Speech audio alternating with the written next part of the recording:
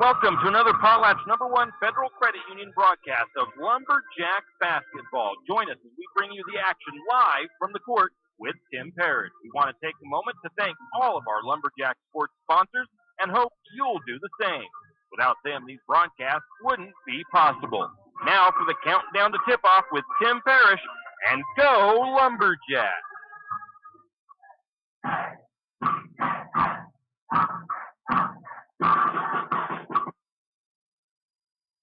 And welcome, Lumberjack fans. Tim Parrish here in Moscow, Idaho, at Logos High School, the home of the Logos Knights, and this is the site where your St. Mary's Lumberjacks are going to kick off their 2022-2023 campaign. And the JV game is right now just getting ready to go into the fourth period of play, and Lumberjack JV team leads at 32-27 over the Logos JV squad. So that's a good thing for the Lumberjack girls JV squad as they are up and leading at this point.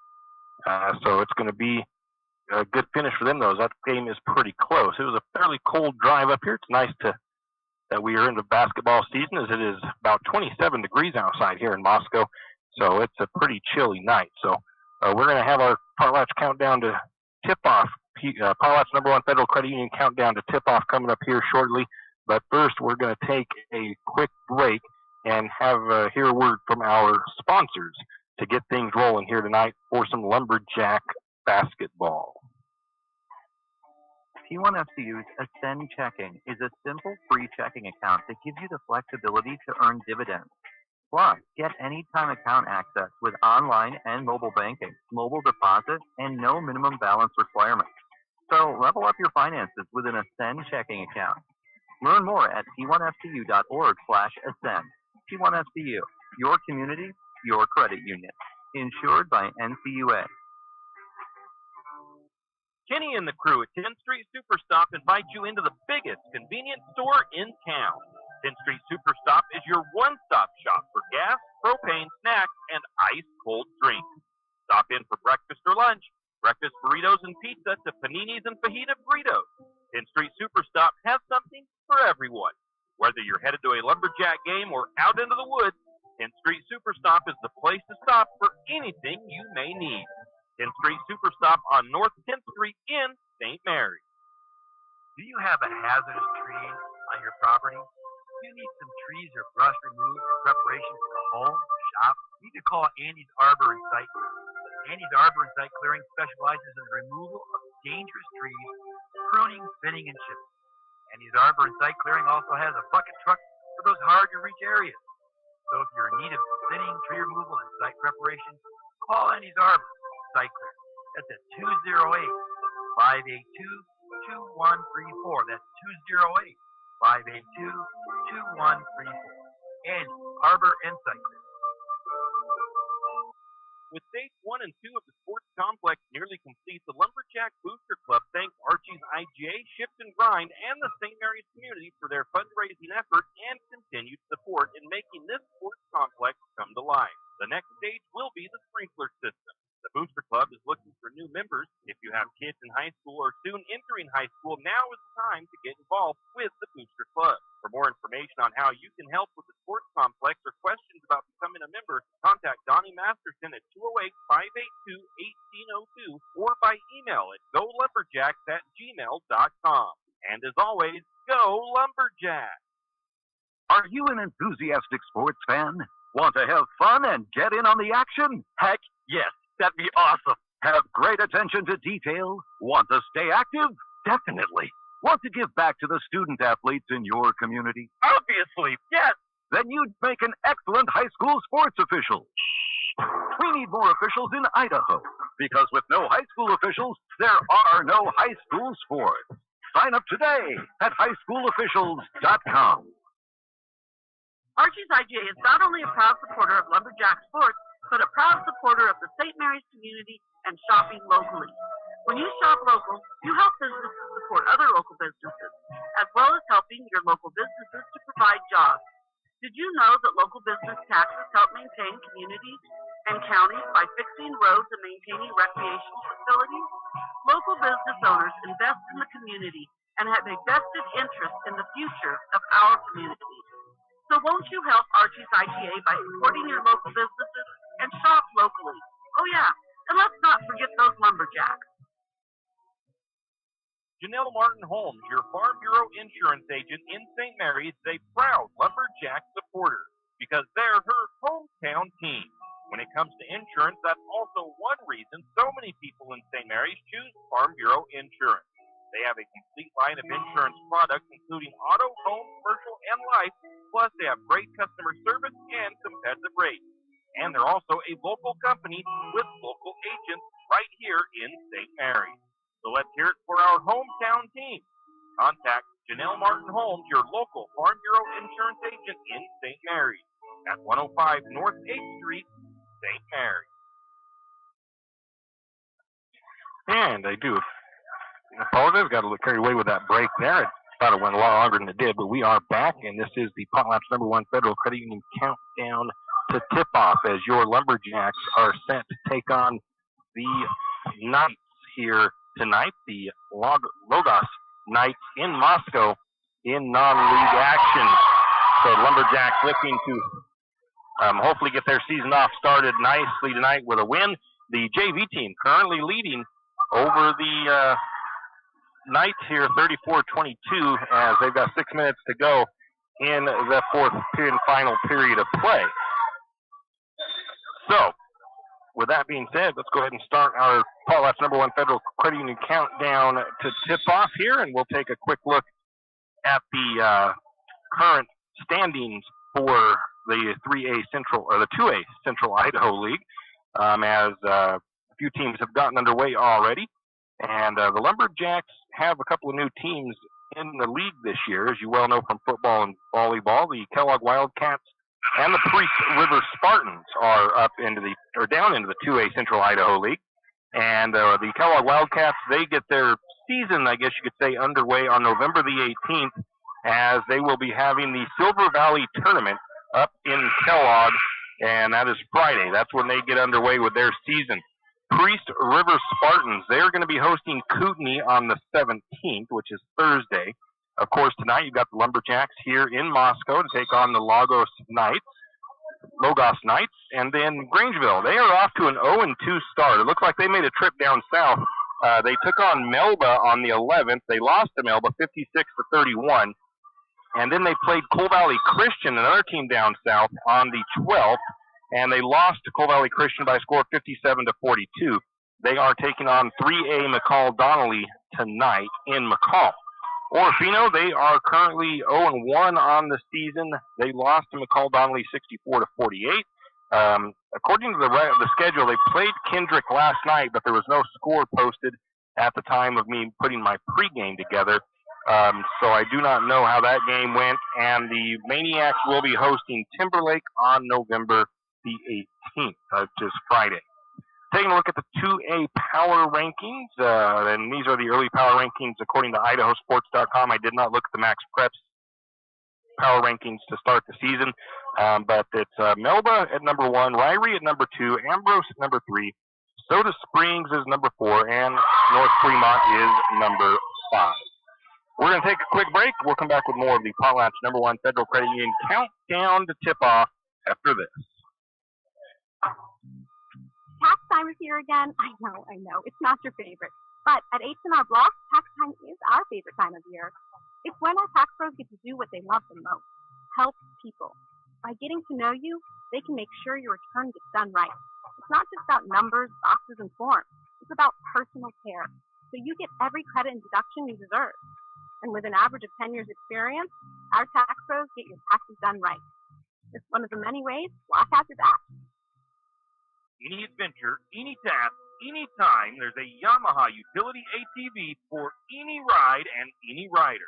See the full lineup at St. Mary's Don Cycle. Adventure seekers can start with the trail-tested capability and comfort of the Yamaha Grizzly lineup. For the ultimate in mid-size ATV performance, check out the Yamaha Kodiak 450. And for those who mix work and pleasure, the Yamaha Kodiak 700 line devours chores and leaves room for adventure. Find your utility ATV at St. Mary's, Don Cycle, or YamahaMotorsports.com. You always hear on the radio, cross the bridge to safety, but it's true. St. Mary's Harvest Foods has what you need when you need it. And if you don't see it, then just ask one of the friendly staff, and they will gladly help you find what you need. From meat, super fresh produce, and dairy, St. Mary's Harvest Foods will save you big on the things you need the most. No time to cook tonight? Then check out the hot deli for something quick for dinner. St. Mary's Harvest Foods, where you truly can cross the bridge to safety. Hughes Ace Hardware wants to invite you to come in and take a look. Hughes isn't just about hardware. Whether you need dish soap and sponges to clean up after your husband's guys' night, or storage solutions for your wife's shopping addiction, you can find it at Hughes. Come see the difference. Everything you need, from a blow dryer to replace the one your toddler dropped in the toilet, to a bathroom scale to help your hubby stay on his fitness goals. Hughes Ace Hardware is the place to get the products you need and the help you want all the time, every time. Jack Fuel Trucking knows that there are few things as important as wise use of our natural resources. And by utilizing the chips in the manufacturing of lumber, that is exactly what is accomplished. If you look beyond the wood chips, you see an entire community of schools, churches, and businesses, and most importantly, people. Jack Fuel Trucking believes in responsible harvesting of our natural resources. After all, when you take a close look, those aren't just chips, they're an entire community. Jack Fuel Trucking. At Good Neighbor Pharmacy, we're committed to being your good neighbor. Good Neighbor Pharmacy is an independent network of over 3,000 pharmacies throughout the United States, giving us the buying power to compete with the chain stores. We'll fill your prescription quickly and safely, and you're supporting a locally owned pharmacy. Your copays are the same wherever you go. Why not come and visit your locally owned pharmacy professional? Jack's Pharmacy is your Good Neighbor Pharmacy here in St. Mary's. Come in and say hi. Jack's Pharmacy. High school sports don't just happen. There's a ton of work that goes into every single athletic event. And we have our school's athletic director to thank for a lot of it. Thank you. For scheduling officials, so I can always play the game I love. For ordering quality athletic equipment, so I can stay safe on the field. For mentoring my coaches, so they can be the best role models for me. For coordinating transportation, so I can get focused for the big game. For helping us develop character and learn lessons that will benefit us for the rest of our lives. Thank you to our ADs for always creating a positive experience for us. We'll never forget it. From all of us at the NIAAA, thank you to every athletic administrator in Idaho for all you do to enrich the lives of your students. It does not go unnoticed. This message presented by the NIAAA, National Interscholastic Athletic Administrators Association. And we are back, Tim Parrish, here at Logos High School in Moscow as your St. Mary's Lumberjacks get set to open their season against the Knights here tonight. JV game currently underway with just over 3 minutes left to play.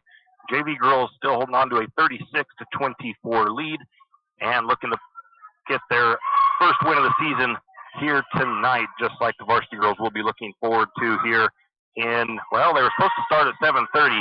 That game might run just a tad bit later, so we will keep you updated as far as that is concerned. I know it's going to be about a 15 or 20-minute wait or warm-up period for varsity before they get things rolling, so it might be a little bit late getting that varsity game going live.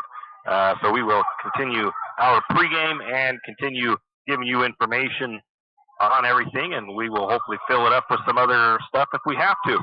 In any case, taking a look at the Potlatch #1 Federal Credit Union countdown to tip-off here on 1240 KOFE. Don't forget that our feed is also now live on YouTube tonight. The audio stream is there and ready for you, so you can share that to your friends and family that may not be in our coverage area on the radio, and they can find us on that if they choose to do so. The Lumberjack girls start the 2022 campaign this year with their third coach that they've had in 4 seasons. Just kind of going to keep it the easiest way I can. The seniors on this squad started their freshman year under head coach Kim O'Connor.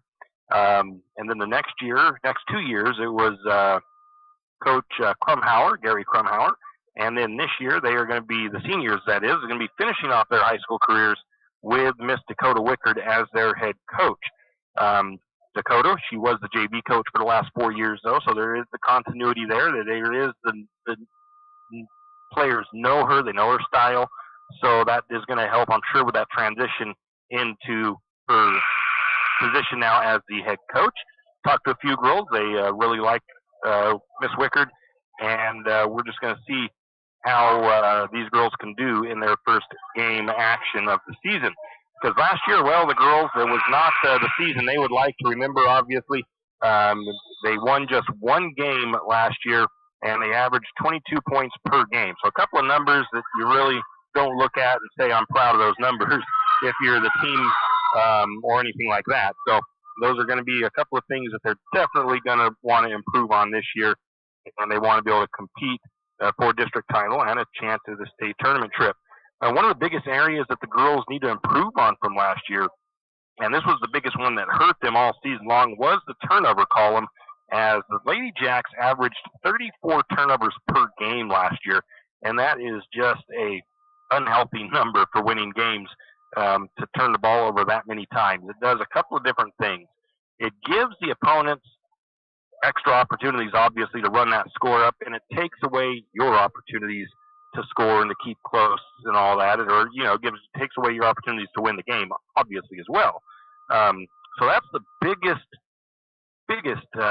thing that we want to see improved on from my standpoint this year, is going to be those turnover numbers. I do believe if you get those turnover numbers taken care of, you're going to see some of those other numbers improve as far as points per game, shooting percentages, and stuff like that.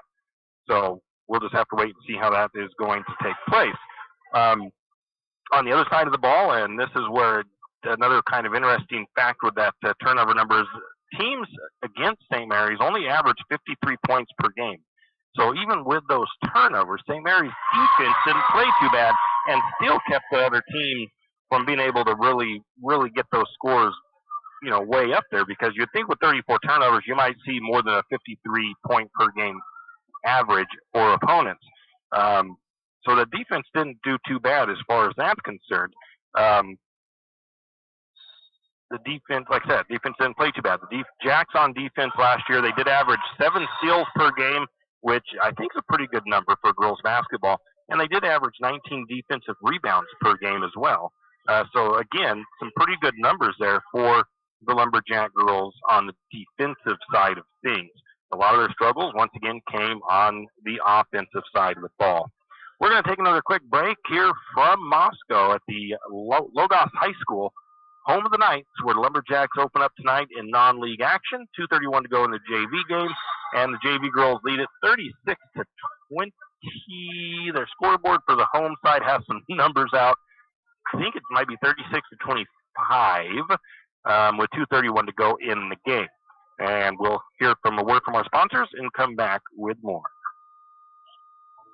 Have you ever noticed that some companies are around for decades, and you really don't notice them until you actually see them? Kenneth Bechtel Trucking is one of these.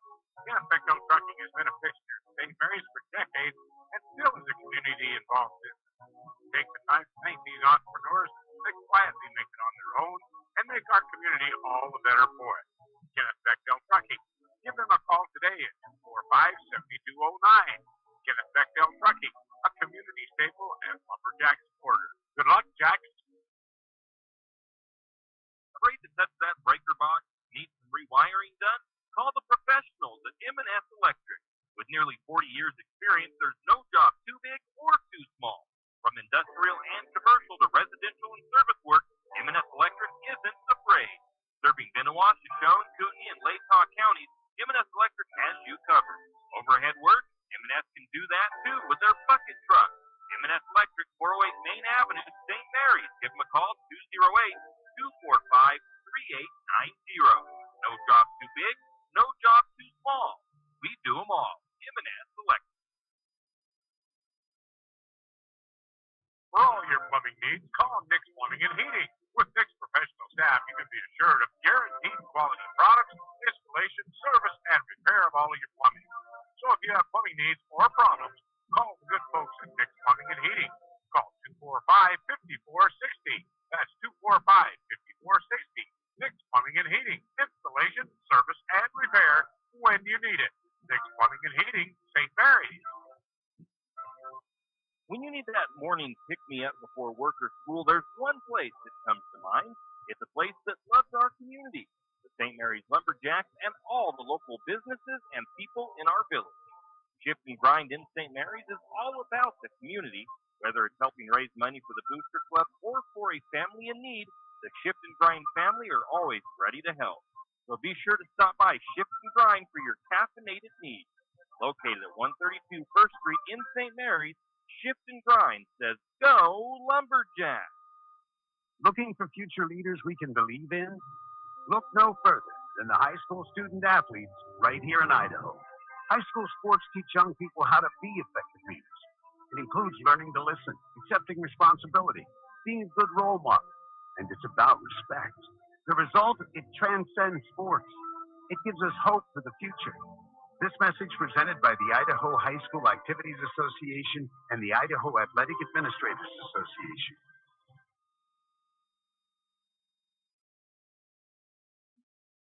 It's time to winterize your home, and there's no better place to start than at Everyone's Hardware and Lumber Store, 10th Street Lumber. They have insulation, house wraps, stoves, and heaters. See their huge selection of power tools, paints, and painting supplies. And, of course, they have a full line of lumber supplies. Stop by 10th Street Lumber and see what they can do for you. And remember, 10th Street Lumber will deliver anywhere on 10th Street and Railroad Avenue, 10th Street Lumber.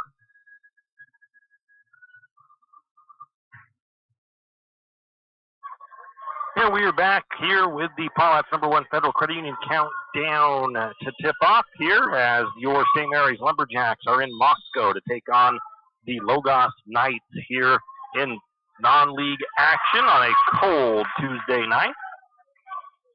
Currently, JV game is at about a minute 25 to go, and the Lumberjack JV team holds a 10-point lead, I do believe, 36-26 over the Logos Knights JV. Addison Stewart just now with a steal, takes it the other way and puts the shot up. It's no good. This little quick play-by-play action for the JV girls as they're battling down here in their first game of the season. Let's see here. We already went through that part of the pregame. Take a look at our next segment. Of course, the Lumberjacks last year, their record was definitely not a reflection of the way they played every game. Lumberjack girls played tough last year, and they just, like I said, turned the ball over a little bit too much last year. Even the previous year turnovers were pretty high. They did have issues, and most of that was being caused by teams that played a highly aggressive defense when they were like really in your face and really putting a lot of pressure on the ball. That's when St. Mary's would tend to have some issues on offense last year. It would force St. Mary's either into rushing their shots or they would make bad passes, or the teams would just get an outright steal on them. But it was just that. I mean, it was just they just had a hard time holding on to the ball and making the good, clean passes when they were getting pressured. And then when they did get a shot off, it was usually something they forced up and rushed it, and that led to missed shots. So, again, that's going to be the first area this year that we hope to see the improvement in is going to be in how they handle the defensive pressure of opponents that put a lot of pressure on them. That's going to be one of the biggest things for these Lumberjack girls this year is taking care of the ball and taking care of their possessions and making the most out of them. You know, even if you don't get expected to make every single shot that you take, but you want to be able to take advantage and not turn that ball over and at least get more shots on per game. Because if I remember right, I didn't look at that stat, but if I remember right, opponents were doubled up on the number of shots that they were taking. And again, like I said earlier, most teams were shooting much better than St. Mary's did overall because they didn't put up as big of numbers as you would think they would have, with St. Mary's having 34 turnovers a game. So St. Mary's defensive side of things played okay. And we'll take a look at that a little bit later in our stats that we have from last year, because, again, just a quick note is that the Lumberjack girls last year graduated nobody. They bring back everybody they had last year, and they've got a couple of other girls moving up to varsity, but they didn't lose anybody, as they are all basically back this year from last year. There's 5 seniors, like I mentioned. I believe it's 5 seniors on the roster this year. I'll take a look at that, double check, but I'm pretty sure I'm correct on that number. And we're going to be looking to those seniors to step up and lead this team, and to hopefully put in the work that needs to be done to have the successful season, because you do need good leadership from your seniors and the good work habits and all of that as well from your upperclassmen. Doesn't just come down to the coaching necessarily. You've got to have kids that want to be there, want to win, and want to put in that work to get better. These seniors have a lot of experience in basketball, and these last 3 years of their careers have not been, I don't think, indicative of what their capabilities are, because the seniors on this team come from, in 7th and 8th grade, these seniors were undefeated in 7th and 8th grade. They lost 1 game in 8th grade, and that was in a tournament up in Bonners Ferry at the end of the year when they lost to Sandpoint. So these girls know how to play basketball. It's just they've got to put it together at the high school level, and they've got to show and see what they're capable of. And that hopefully here tonight will start tonight. They can get a win tonight. That will just help with that confidence and help boost them, hopefully, and get them rolling in the right direction with a win this evening. So they, like I said, I know those seniors want to come out here and prove that they are a better squad than what they have shown in the last couple of years. In any case, the JV game finished up. JV girls come away with the win tonight, and I think that final score was 41-28, it looks like. 41-28. Lumberjack varsity girls out warming up on the floor as they are getting ready for their game. We will take a break, and we'll come back with more of the Potlatch #1 Federal Credit Union Countdown to Tip-Off. Wondering how to manage your retirement nest egg? How big should it be when you retire? Contact Jenny Oaks at Gateway Financial Partners to get the answers to these and all your other financial questions. The securities and advisory services offered through LPL Financial, a registered investment advisor. Member FINRA SIPC. With over 30 years of financial planning, give Jenny Oaks a call at Gateway Financial Partners today. The guidance is free. The experience is priceless. Call 245-5255. Triple X Feeds in St. Mary's is your one-stop farm and garden shop. Everything from pet supplies to livestock feed and supplies, Triple X Feeds has it. Horse supplies, they have that also. From saddle pads to bridles, Triple X Feeds can set you up. Triple X Feeds now has hay and alfalfa in stock as well as straw. Triple X Feeds, located at 130 East College Avenue in St. Mary's, open 8 to 5:30 weekdays and 9 to 5 on Saturdays. Triple X Feeds, a proud Lumberjack sports broadcast sponsor. St. Mary's Realty is a St. Mary's icon. Why? Because they are a team. They work for you. And they've been a team for many years. Whether you are buying your first home, looking for a recreational cabin, or selling your current home, St. Mary's Realty puts their team on it for you. So stop in or give them a call today at 245-4502 and let their team be your team. That's St. Mary's Realty at 726 Main Avenue, St. Mary's. Financial investments are very important, but so are the investments of time, patience, and encouragement our young athletes receive from their coaches, teachers, and mentors. Heidi Kruger, your St. Mary's Edward Jones financial advisor, understands this. That's why Heidi Kruger is a proud sponsor of the Lumberjacks on KOFE. For all your investment needs, call 208-755-5294 or visit edwardjones.com. Edward Jones, member SIPC. Riverbend Car Wash and Laundromat, located next to Harvest Foods in St. Mary. Open 24 hours, we have washers and dryers of all sizes to get your laundry done quick. If you'd like to get your laundry done in less than 5 minutes, take advantage of our drop-off laundry service where we wash, dry, and fold it for you. While you do your laundry, be sure to take advantage of our touchless automatic car wash, which has that great undercarriage spray to get the grime off. Riverbend Car Wash and Laundromat can be found at riverbendbubbles.com or call 208-582-4844. St. Joe Potty Huts in St. Mary's is a proud Lumberjack supporter. St. Joe Potty Huts is a portable restroom rental RV pump service in Benoit County, also serving Shoshone and Kootenai County. So for your next large gathering, wedding, family reunion, birthday party, or maybe you're having a remodel done and you need some extra facilities, call St. Joe Potty Huts at 245-4887. 245-4887. St. Joe Potty Hut says, go Lumberjack! Tim Parrish back here at Logos High School, home of the Knights in Moscow, Idaho, as your St. Mary's Lumberjacks get set to open their season on the road here in Moscow against these Knights. And looking forward to hopefully a very good game, competitive here tonight between these two squads. Lumberjack JV girls won by a score of 41-28. And they start off the season with a win here tonight, so that's good for the JV program. Taking a look at last year's numbers for the Lumberjacks and what they did last year, and these really do compute to this year somewhat, and you hope some of these numbers do change, but because, like I said a little while ago, this is the exact same squad as last year, except for maybe a couple of other pieces maybe added in. But we didn't graduate anybody.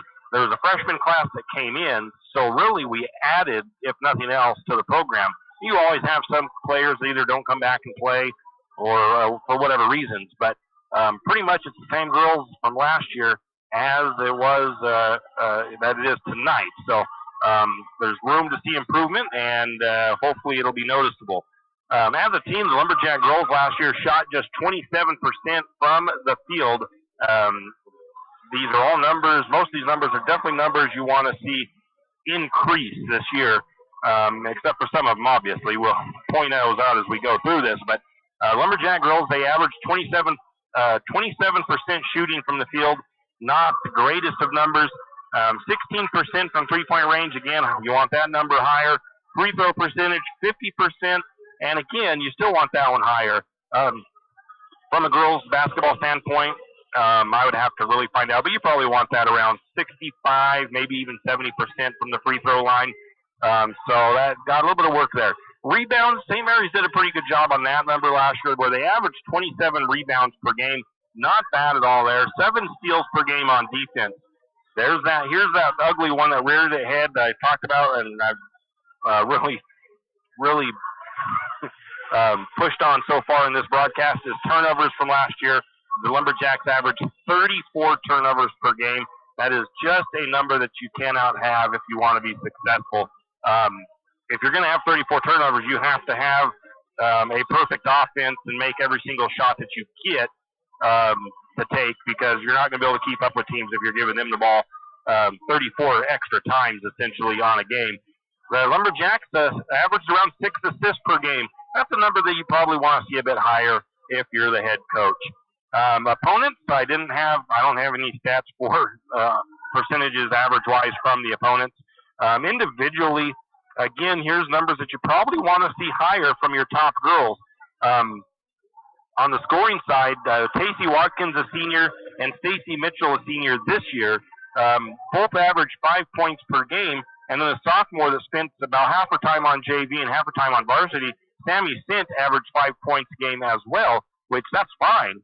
But honestly, you want to see your top scorers probably averaging closer to 10 points a game, at least one of them or two of them, to be up there a little bit higher than 5 points per game. Now, if you have 8 girls that average 5 points per game, that's a whole other story, but typically you don't have that. So you want your top scorers to be up probably closer to those 10 points per game numbers. A couple of those girls at least averaging that. Berkeley McGrail, she's a senior. She was right there, almost at that 5 points. She was 4 points per game last year. Taylor Jansen averaged 3 points per game. Kara Sexton and Michaela Spray averaged 2 points per game last season. Rebounding-wise, these numbers aren't too bad. Stacy Mitchell, who's a senior this year, she averaged 9 rebounds per game. Sammy Sint, sophomore last year, and Tacey Watkins, who's a senior this year, averaged 4 rebounds per game. Berkeley McGrill averaged 3. On the assist side of things, it was Berkeley McGrill averaging 2 assists per game last year. Michaela Spray, Tacey Watkins, Stacy Mitchell, and Sammy Sint each averaged 1. And steals, Berkeley McGrill averaged 2. Sexton, Kara Sexton, Michaela Spray, Taylor Jansen, Stacey Watkins, and Stacy Mitchell and Sammy Sint each averaged 1 steal per game. That's a look at your stats from last year. We'll see if the Lumberjack girls can improve on those numbers this year. We're going to take another break and come back with more of the Potlatch #1 Federal Credit Union Countdown to Tip-Off here on 1240 KOFE St. Mary's. When your car's not running right, you want an honest mechanic that provides quality work at an affordable price. That can be tough, unless your dad owns a repair shop. But in St. Mary's, times have changed. You have Jim's Auto, and they treat every customer like family. Everything from regular maintenance to major repairs done at Jim's Auto and Tire Pros. Jim's Auto doesn't just offer oil changes. They're a full-service shop. Jim's Auto can diagnose that check engine light, change your brakes, and fix your alignment. Ask about Jim's Auto's new Express Lane with same-day or next-day oil and tire services.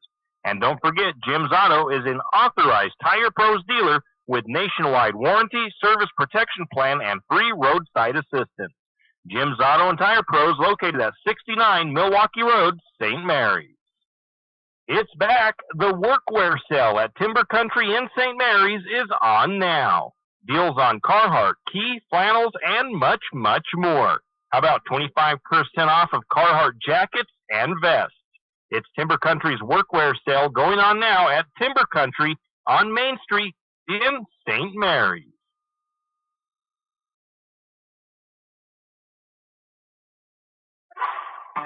T1FCU's Ascend Checking is a simple free checking account that gives you the flexibility to earn dividends.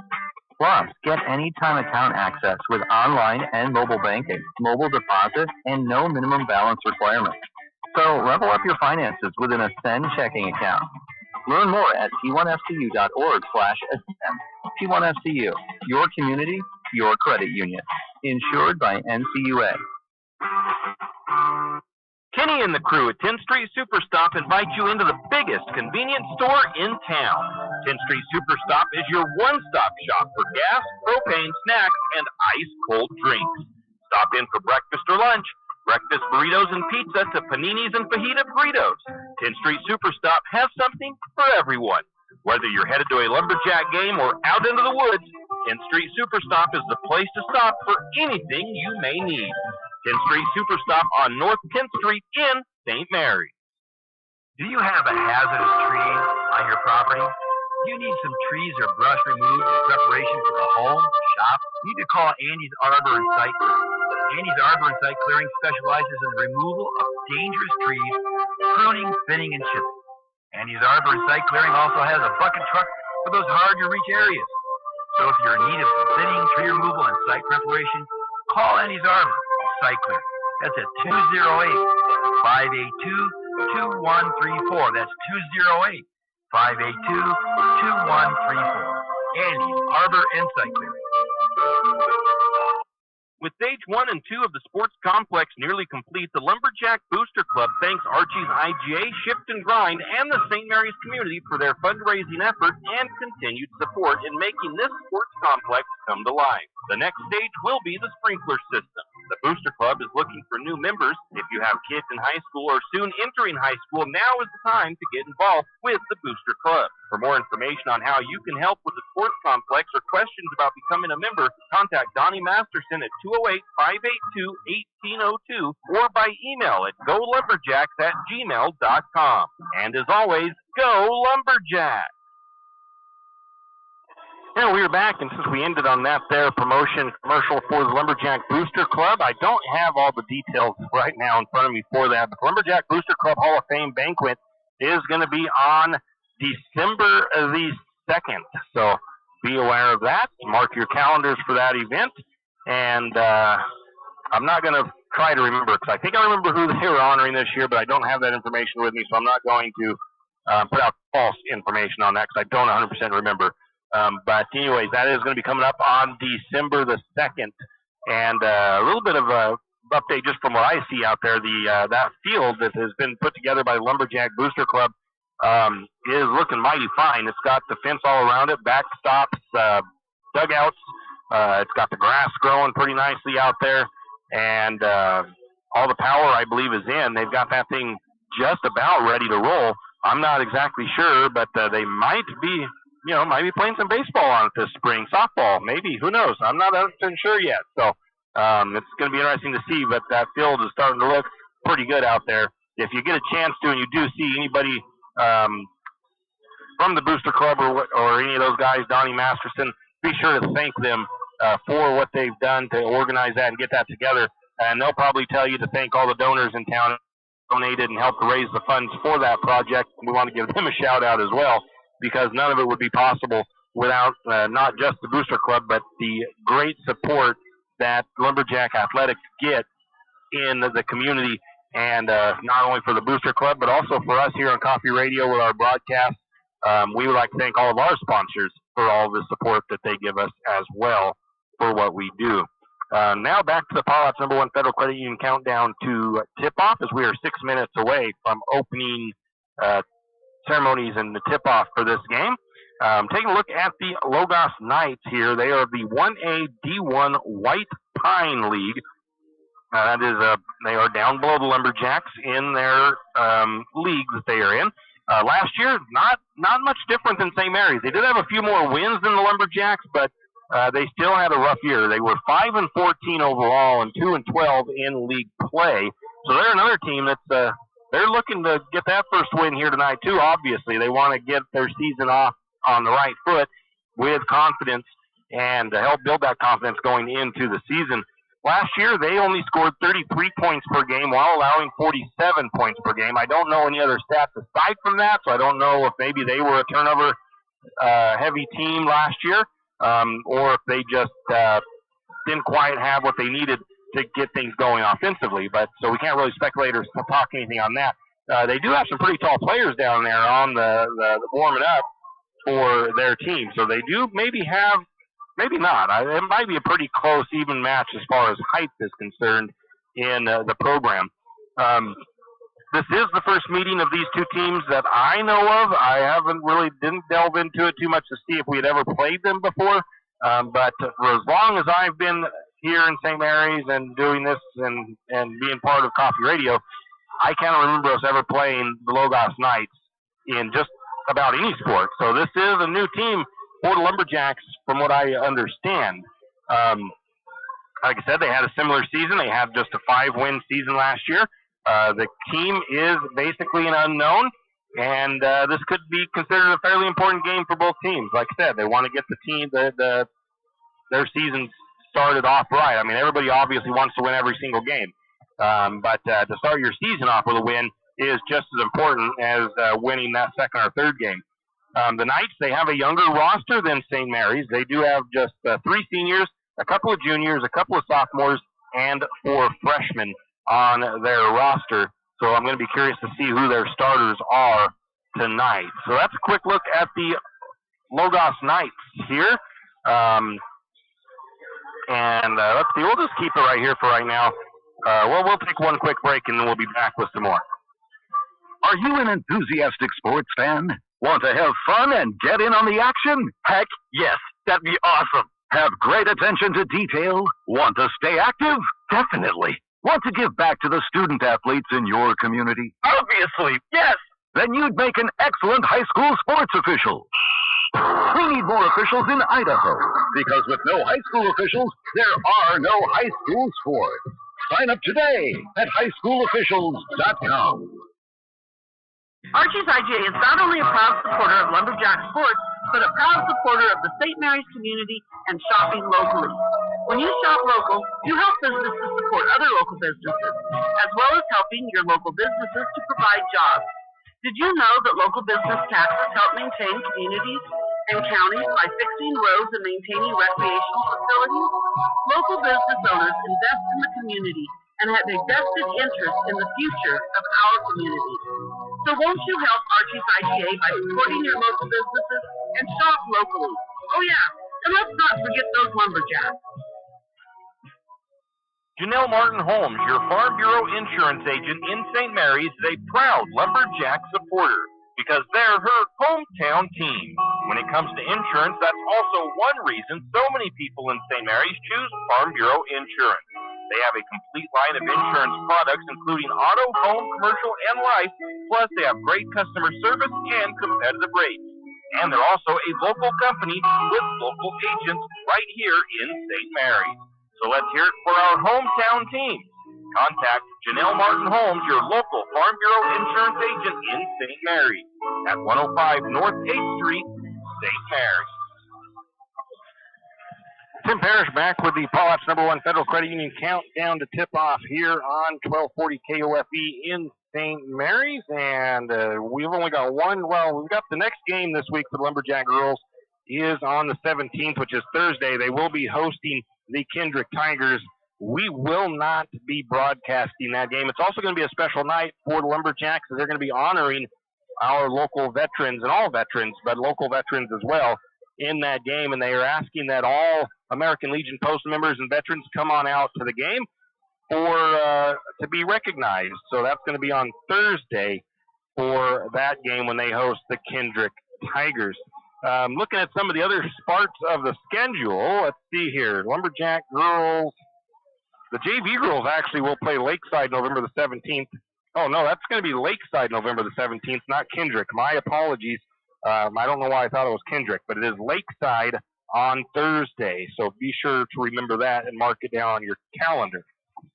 And that will be the night of honoring veterans.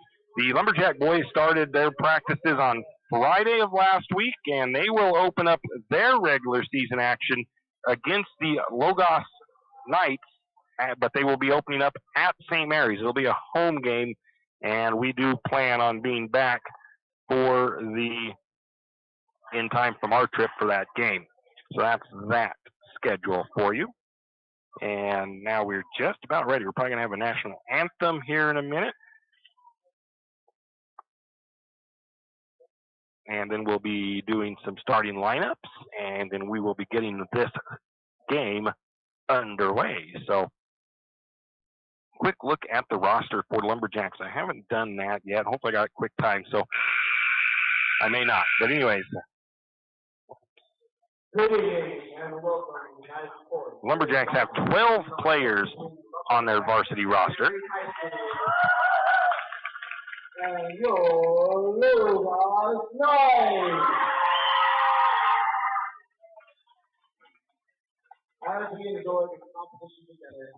So a quick look at the Lumberjack roster. We've got national anthem. So we'll take a quick break for the national anthem.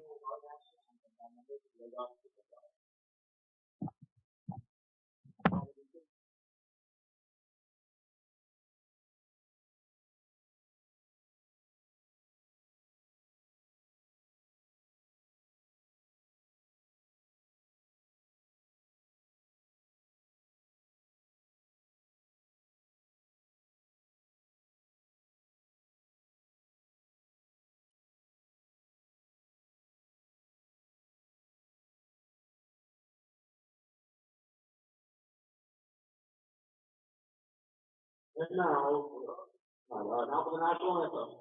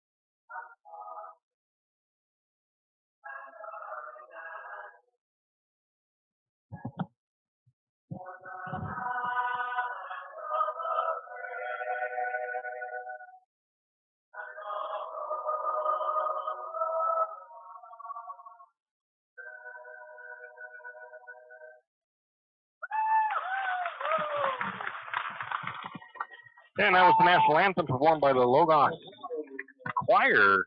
Very nicely done by them. Now we get our starting lineups for both teams. We'll start with the St. Mary's Lumberjacks. It will be the number 1 of 5'7" senior guard, Berkeley McGrill. It'll be junior number 5'5" junior guard, Kara Sexton. Number 14, 6' senior post, Tacey Watkins. Number 20, the 5'9" senior post, Stacy Mitchell. And the number 23, 6' junior post, Sammy Stint. Lumberjacks, of course, are coached by Dakota Wickard. And the starting lineup is for the Knights is number 3, Sarah Casebolt, a junior. Number 4, senior Cora Johnson. Number 11, a junior, Eve Wrench. Number 23, a freshman, Alina Spillman. And number 25, a senior, Grace Ann Vanderploeg.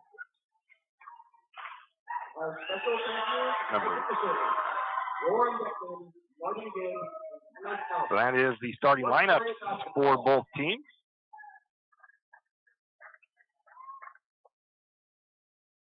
And we are ready to get things going here. It will be Casey Watkins at midcourt jumping. She will be going up against the number 23, I believe, of Alina Spillman.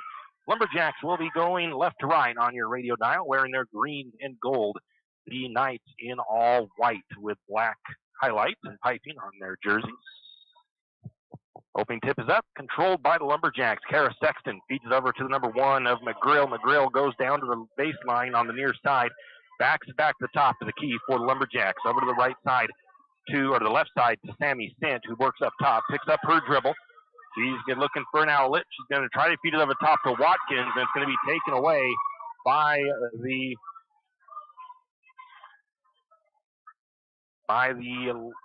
Knights, and they are now trapped on the far side. Dribbling in, shot on the way by the number 4. It's no good.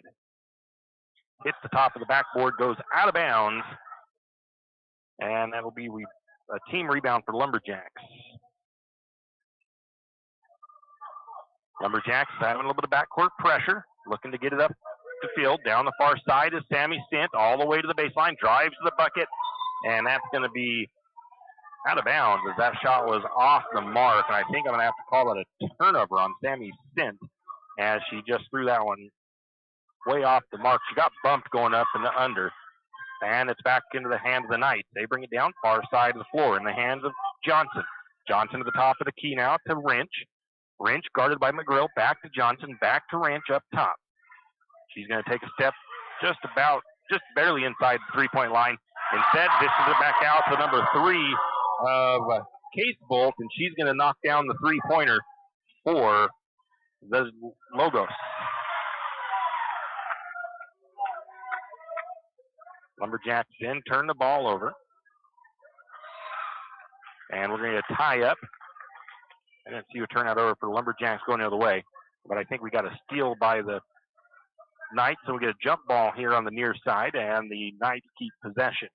Knights will inbound from near side on the sideline. They lead 3-0 right now, early first quarter. Up to the top they go to the number 4 of Johnson. She steps just to the free throw line, takes the shot. It is up and good.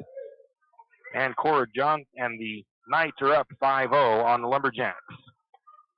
Watkins, cross to McGrill. McGrill, a step. Shot is up off the iron. No good. Rebound goes to the Knights until McGrill ties it up. And that ball should go over to St. Mary's.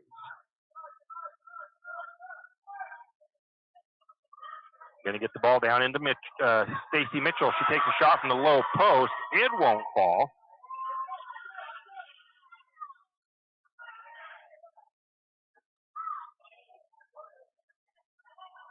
Shot by the Knights.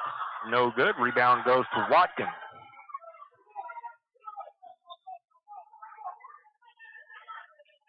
St. Mary's back the other way. Sammy Stint up top. She's going to get called for a travel. believe it's the third turnover on the Lumberjacks. They trail 5-0, 5:53 to go in the first quarter here from Logos High School. The Knights lead. And he has substitution for the Knights. Going in is the number 22 of Emily Bowen. Coming out, the number 11, Eve Wrench. Bringing it up for the Knights is Case Bolt. Bounce pass over to the 22 of Bowen. Bowen loses the ball. Going to be a turnover. As I think that might have been a steal by Sammy Sint. Into Sexton. Sexton looking to the low post to Watkins. Watkins spins, puts it up and good. Lumberjacks get on the board. Going to give Sexton the assist. That is not the right score.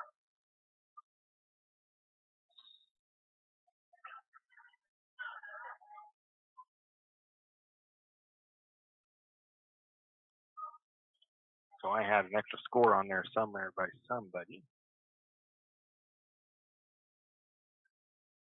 Have to fix that later. Knights with a shot from just inside three-point range. It's no good. Fighting for the offensive rebound. It's going to go out of bounds off of the Knights. Little team rebound for St. Mary's.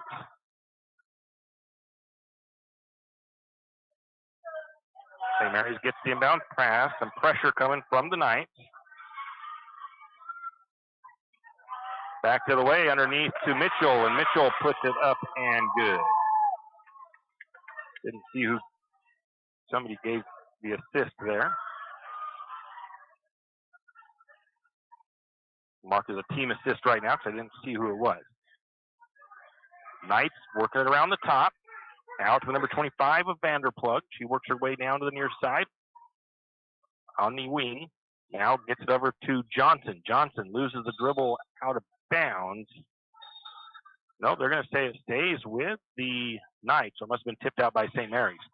Checking back in is Wrench. Checking out is the number 4, Johnson, for the Knights. Inbound pass comes into Case Bolt. We're going to get a foul on St. Mary's. I believe it's going to be Kara Sexton, and it is. St. Mary's going to make a substitution now.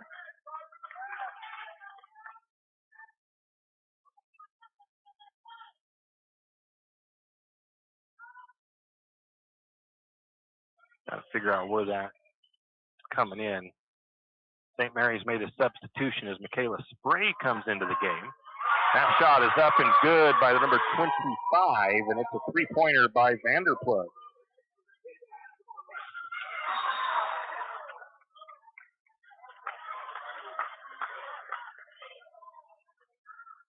Get that lineup change. I think we get a... Not sure that was a foul against St. Mary's or this. So Michaela Spray checks in for the Lumberjacks. Sammy Sint, I believe, is who checked out. No, Sammy is still in.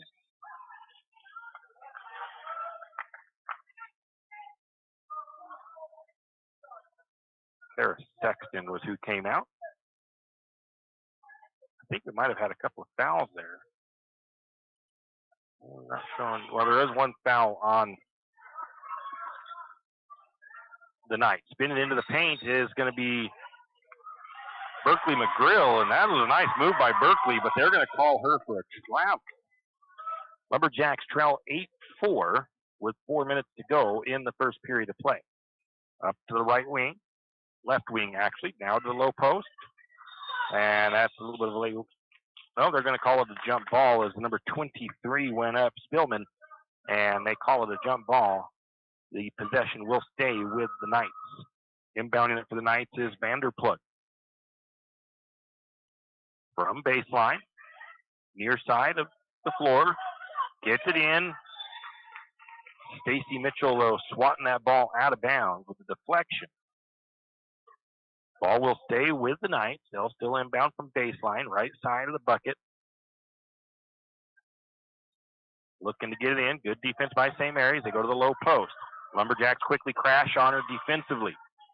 Now they lose the ball underneath, but the Knights able to come up with it. We're going to get a whistle and a foul called.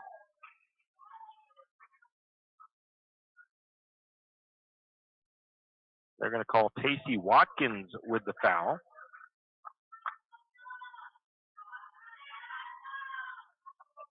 And I guess it's going to be called a shooting foul. That'll put the number 23 of Spillman to the free throw line. First free throw is short.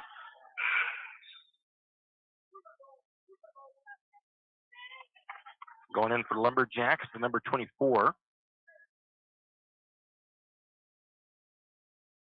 Kayla Jansen. Tacey Watkins comes out. Second free throw is up, but I think they're calling a lane violation on the Knights on that second free throw, so it'll just go over the Lumberjacks. 8-4, Lumberjacks trail, 3:46 to go. The Knights having pressure again in the backcourt. Backcourt. Lumberjacks trying to break that. As Sammy sent back into the game. Michaela Spray brings it down near side. Looks underneath to Jansen. It's going to be deflected. Spray able to come away with it in the corner. Now she feeds it underneath baseline. Shot up by Jansen. It won't fall. And the rebound goes to the Knights. And down underneath, we're going to get a foul called on St. Mary's as they're trying to fight to get that ball back on that side of the floor. That foul is going to go against Berkeley McGrill. I believe that is her first. 8-4, Lumberjacks trail. And we're going to get timeout taken by the Lumberjacks. It is a 30-second timeout by St. Mary's. We'll be back. Tax time is here again. I know. It's not your favorite. But at H&R Block, tax time is our favorite time of year. It's when our tax pros get to do what they love the most, help people. By getting to know you, they can make sure your return gets done right. It's not just about numbers, boxes, and forms. It's about personal care, so you get every credit and deduction you deserve. And with an average of 10 years experience, our tax pros get your taxes done right. Just one of the many ways Block has your back. Any adventure. And we are back after a quick 30-second timeout. I believe the Lumberjacks have the same. I forgot to pay attention to that. They do have the same 5 on the floor. Logos will bring the ball in. The Knights have it. It is Casebolt bringing it across. Swings it to the right side. Right wing. Back to top now to not to Casebolt. That is Spillman. Spillman works her way down into the short corner. She gets trapped. Now she swings at the top to an open Casebolt. Casebolt with a shot. It won't fall from the free throw line. The rebound is going to go to the Lumberjacks, Stacey Mitchell. Mitchell to McGrill. McGrill brings it to the near side, working against number 11 of Wrench, down in just below the free throw line, back to the top to Spray. Now a skip pass over, looking for Sammy Stint, a little bit too much on it, and they're going to skip out of bounds. It's going to be a turnover on the Lumberjacks. Checking in for the Lumberjacks is the number 11 of Lily Daniel. Coming out is Michaela Spray. Under 3 to play first quarter, 8-4 Lumberjacks trail. Knights have it, right wing, back to the top of the key, into the hands of Vanderplug. She's going to skip past it to the left wing, into the hands of Casebolt. Casebolt is going to try to get it across to Emily Bowen. It's going to be a kick ball, though, as I believe that was Berkeley McGrill. Almost had a chance to step in front of that pass and get the steal, but it's going to be coming off her foot and called a kick ball. So the Knights maintain possession. Casebolt to the top of the key to Vanderplug. Vanderplug works her way to the right side. Now bounce passes it back over to Wrench. Now back to the right side to Casebolt. Top of the key. Wrench works her way down the left side. Down between the corner and the post. Back to the top of the key again. Now back into the short corner. Going to get a dribble inside. Shot is up. No good. Ball bounced around. Offensive rebound. Shot put up. No good. And then we're going to get a foul call. It's going to be an offensive rebound, I believe. No, it's not an offensive rebound.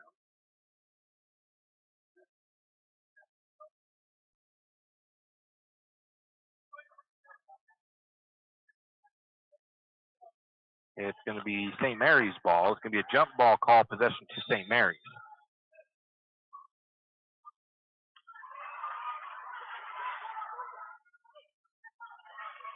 Lumberjacks bringing it down.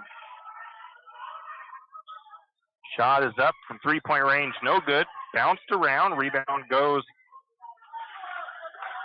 to the Knights, and it was Sammy Stint with the missed three-pointer. Knights have the ball up top in the hand of Johnson. Johnson over to the left side to Wrench on the wing. She's going to drive loses the ball, and it's going to be into the hands of Taylor Jansen. A turnover on the Knights. That might have been actually a steal by St. Mary's. They were able to contest that. Jansen picks up her dribble in no man's land between the circles, and she's going to try to feed it over to Mitchell, and getting in the way of it is Sarah Casebolt. It's going to go out of bounds off of the Knights. Ball will stay with St. Mary's, so we've got a couple of subs coming in. As the 22 of Brenna Elliott comes in, Taylor Jansen goes out. I think that was the only sub made. Lumberjacks will inbound into the backcourt to Daniels. Daniels brings it near side, drives all the way down along the block. Now works her way out to the corner, picks up her dribble, gives it to the top to the 22 of Elliott, and that's going to, I think, be called as a carry as that dribble went way up high. So it's a turnover on the Lumberjacks. And the score for the actually shows 7, so I don't know if they had a correction of a shot on there or something, but now we get a whistle underneath, and I guess a foul against St. Mary's. Lily Daniel picks up a foul. That's her first, team's 4th foul.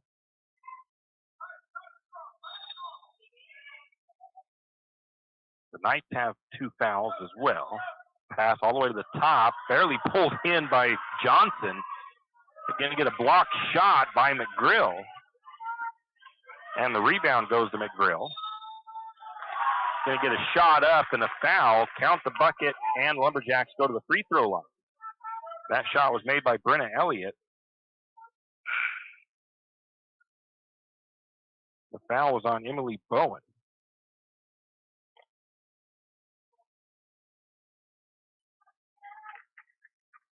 Stacy Mitchell comes out for the Lumberjacks. Checking in is Lockridge. Free throw is up and no good.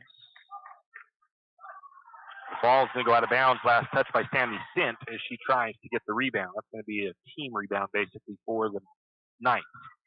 Just under a minute to play in the first quarter, and it's the Lumberjacks trailing the Knights 7-6.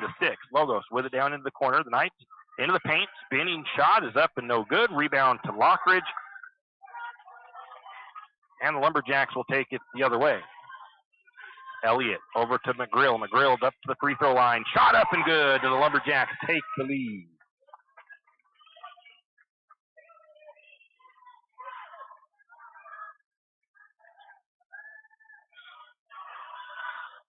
We have our first lead change of the game.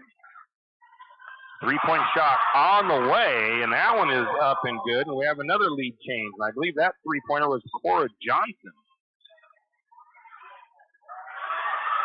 And a steal by the Knights. Shot is up the other way. It's up and good. And a blocking foul they're going to call on St. Mary's as well.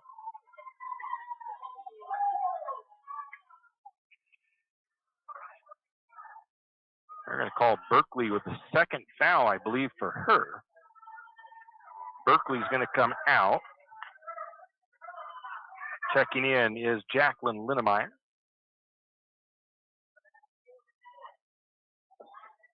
So a 3-point play chance coming for the...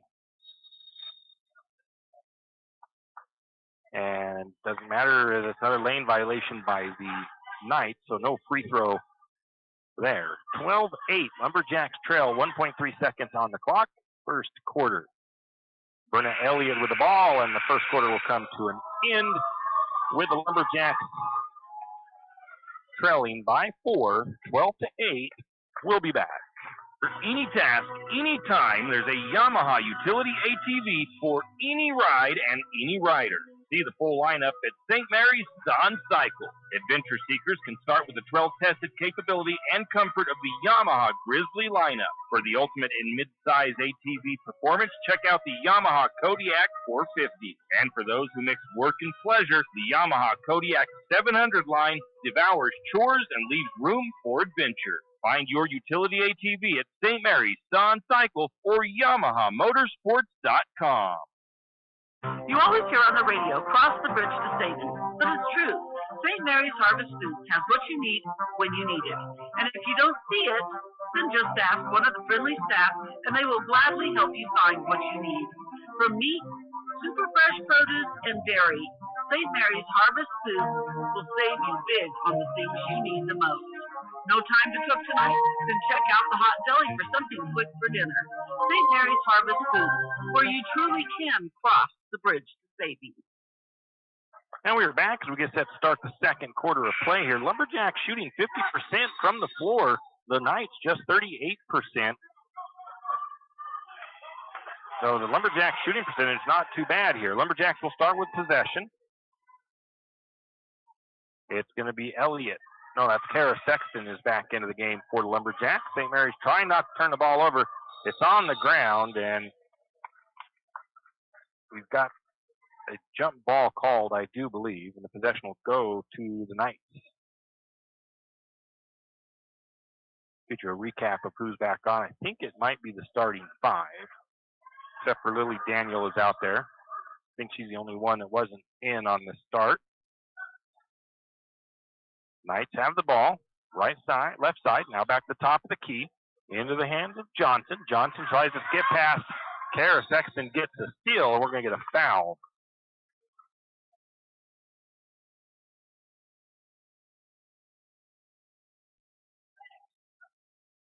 On the Knights. So St. Mary's will inbound after the foul as Kara Sexton got the steal. And it gets the bounce pass into Sexton. Sexton takes it to the top. She's trying to feed it up into Watkins, but Watkins, they missed rebound a little bit. It's going to be a turnover on St. Mary's. As I don't know if she was anticipating Watkins maybe to go back out towards the corner or not, but Watkins was continuing her way to the bucket. Logos has the ball. The Knights up near the midcourt circle. Now near side, little bounce pass to the corner. On the left side, that's into Wrench. Wrench looks underneath. Shot is up. No good. Rebound to Sammy Sint for the Lumberjacks. Lumberjacks bring it the other way. Sexton brings it down the far side. Picks up her dribble. Looking for an outlet. Gets it to, no, it's going to be a steal by the Knights, and a shot the other way, no good, a whistle, and I believe a foul.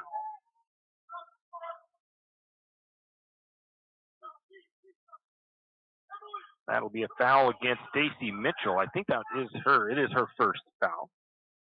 16 fouls for the Lumberjacks. That'll send number 4, Cora Johnson, to the free throw line for the Knights. Free throw is short, no good.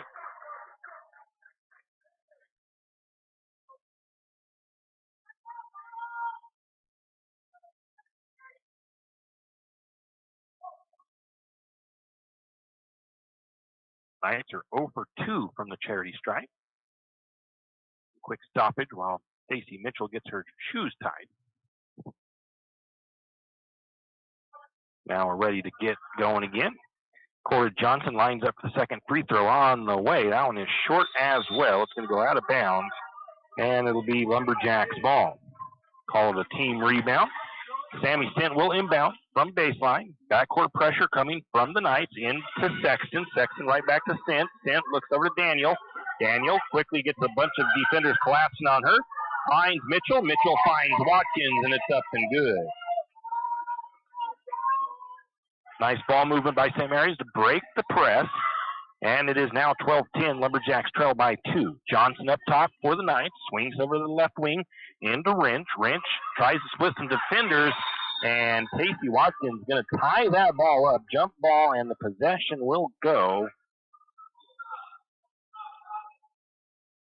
to, stays with, it looks like, the Knights. And now I've got an 11-10 score. The scoreboard says 11-10. I'm not sure what happened there. St. Mary's trails by 1. Casebolt down to the corner now. Back to the top of the key. They'll reset their offense. Swing it to the far side. 3-pointer on the way. It's up and good by the number 3 of Casebolt. That's 2 3-pointers for her. 14-10. Lumberjacks trail by 4. Up to Sammy Sint. Sint between the circles. Brings it near side. Now picks up her dribble between the circles near the timeline. Gets it to Daniels. Daniels spins, drives, feeds over to Mitchell. Mitchell, too much, not enough on that one, actually. Rebound goes to the Knights. Nice job by St. Mary's working it down inside. But Stacy Mitchell she should have jumped. She didn't really jump much. She's a tall girl. She can just power up and put that in off the glass. Knights with the rebound. Back down to the left side, down on the wing. Driving is the number 25. Going to get a little bit of a push there and a foul called. I believe that's going to go against Sammy Sint. And it does. That is her first foul. That is the team's 7th, and it'll be the 1-1 now for the Knights. Sammy Sint will come out.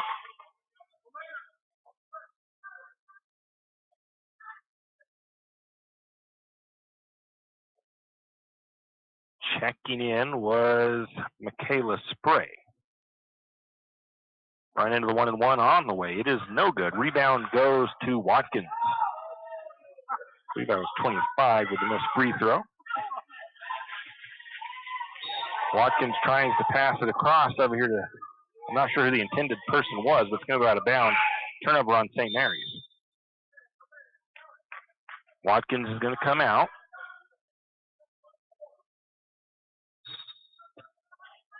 Checking in is Taylor Jansen as the Knights bring the ball up. Casebolt has it for the Knights. Swings it over to Wrench. Wrench guarded by Spray. Now they look inside to the 23 of Spillman. Ball comes out, gets knocked loose. It's going to go out of bounds off of the Lumberjacks. So the Logos Knights will inbound from baseline. 5:07 to go before halftime. It's 14-10. Lumberjacks trail. Looking to get the ball in. They find their post player inside. It's going to be blocked by Lily Daniels, but an offensive rebound is made. Shot is up. No good. Rebound to Lily Daniels.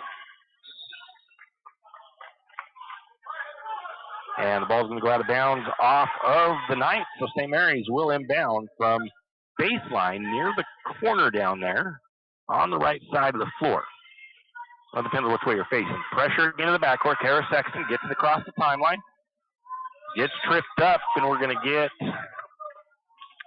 not a foul. It's just out of bounds, knocked out of bounds by the Knights of Logos. So St. Mary's will inbound from the far side. It is Spray to get it in. She's going to look to Daniel. Daniel into the paint. She got a free release, drove in, couldn't get the shot to go. Good move by Lily Daniel. The rebound, though, goes to Knights. St. Mary's has the Knights trapped. They do find an outlet. The Knights beat it up the field, and a nice hustle play by Lily Daniel. It was a one-on-one opportunity, and Lily Daniel deflects that out of bounds. Gives a chance for Lumberjack defense to get down there. St. Mary's had them trapped baseline after the rebound, and they finally found an outlet to get the ball to. So the Knights reset their offense. Looking to get it in.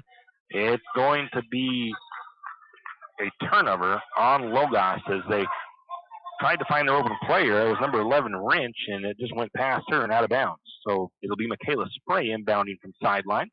Gets into Lily Daniel. Again, backcourt pressure and a little extra shuffle of the feet there by Lily as she pulled up, tried to stop her feet, but drug her pivot just a little bit, and the Lumberjacks turned it over. Logos will inbound from baseline. St. Mary's Lily Daniels comes out. Checking in is the 22 of Brenna Elliott. Knights have it up top. Swing it around to the right side, just inside three-point range. Looking into the short corner. Shot is up. No good. Offensive rebound, though, for the Knights. Now they feed it down inside.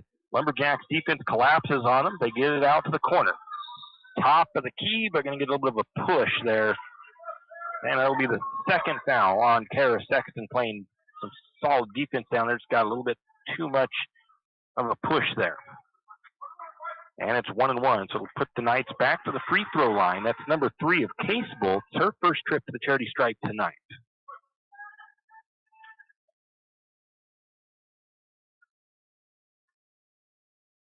Case Bolt's first shot is up. It is short. Rebound goes to Sexton, and the Lumberjacks go the other way. Sexton, sideline, bounce pass, steps in front of by the Knights. Turnover on St. Mary's.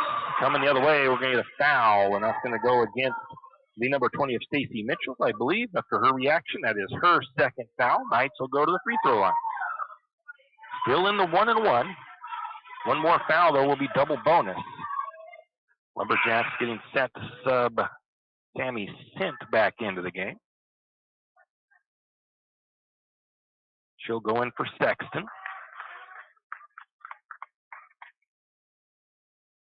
At the free throw line is Wrench. Her first trip there for the Knights. First, that one is off the back of the iron, no good. Offensive rebound. The putback was no good. The rebound went to Mitchell, and the Lumberjacks take it the other way. Spray has the ball. She tries to find Elliott and misplays that one, and it's a turnover on St. Mary's. Knights back the other way in the offensive side. It's into Spillman. They get a shot kind of forced up between the defenders by Spillman, and it's going to go out of bounds. I'm going to call that a turnover on the Knights. So turnovers have not been friendly for Lumberjacks again to start this season off with. They've had quite a few turnovers. Stacy Mitchell's going to come out. Casey Watkins checks back in. 3:35 to go. Elliott up to Watkins as St. Mary's tries to break the pressure. Backs it back to Sint. Sint brings it across the timeline near side. Works her way down the right side of the floor. Stops up at the three-point range on the corner. Back to Spray in the short corner. Spray gets around her defender. Puts the shot up. No good. Offensive rebound. Couldn't get the second one to go. Ball's going to get tied up, and it'll stay with the Lumberjacks as the possession arrow is with St. Mary's. Spray will inbound from baseline. Near side of the floor. Skip pass. Well, I think it might have intended for Sammy Sint, who was cutting in. Instead, it was Casey Watkins ended up with the ball, and Watkins going to be fouled. That foul goes against number 23 of Spillman. That is, I believe, her first foul. I didn't catch the fouls for the other couple of girls. 5 fouls for the Knights, 9 for the Lumberjacks. 3 minutes to go in the half. And a bad pass is going to be turned over. And a foul. I believe that one might go against Spray. A little bit of a frustration foul there on her part. And that will be the double bonus now for the Knights as they send number 11, Eve Wrench, to the free throw line. No free throws made by the Knights, though, here this evening. She is 0 for 1 from the cherry stripe. She'll get 2 tries here. And that one is good, just as I mentioned that they had not made any. Checking in for the Knights, the number 22 of Emily Bowen. Coming out is Elena Spillman. 15-10, it's a 5-point lead for the Knights in a low-scoring first half. Second shot by Wrench is up. It's going to bounce around and fall through. 16-10, backcourt pressure from the Knights. Spray bringing it up the floor, looking for somebody to get it to. She finds Watkins. Watkins to Sint, to pass a little bit too hard. She couldn't handle it. And that's going to be a turnover on Sammy Sint, as I think she should have been able to pull that in. The ball goes back over to the Knights. Knights working right side, looking to the low post. Shot is up. It's no good. Rebound is bounced around. The Knights able to grab it, and the shot is up and good by the number 25 of Vanderplug.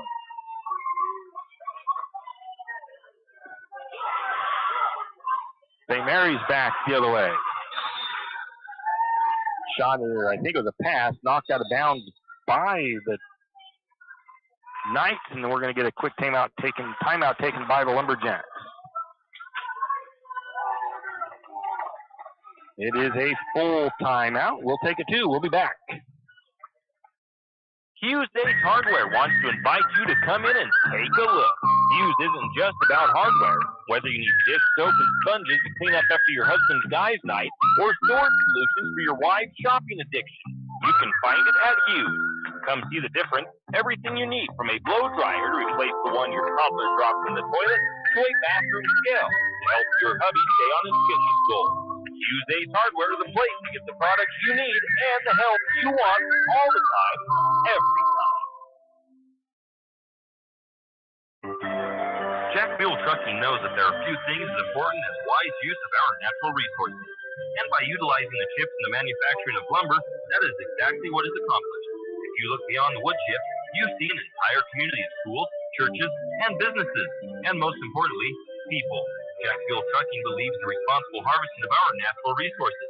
After all, you take a close look, those aren't just chips, they're an entire community. Jack Fuel Trucking. Now we're back after the Lumberjack timeout. St. Mary's will inbound. 2:32 to go in the half. St. Mary's trails 18-10 in what's been kind of a slow offensive game for both teams, honestly. Into Elliott. Elliott's going to have her shot blocked out of bounds. St. Mary's will keep the possession. Michaela Spray will inbound from baseline.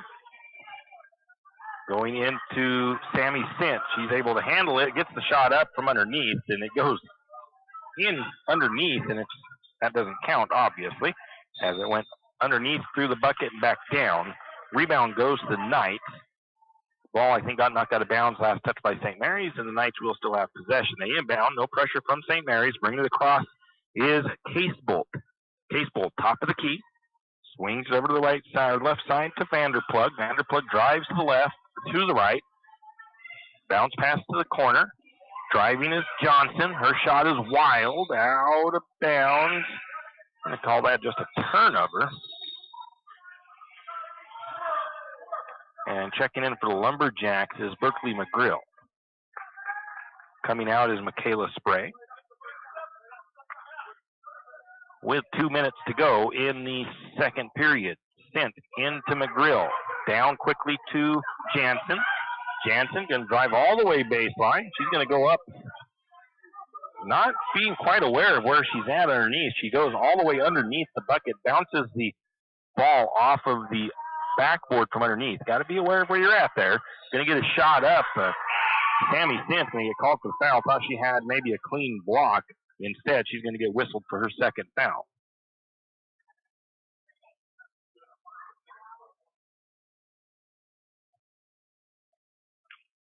St. Mary is going to be sending a sub in. Going to the free throw line is Eve Wrench.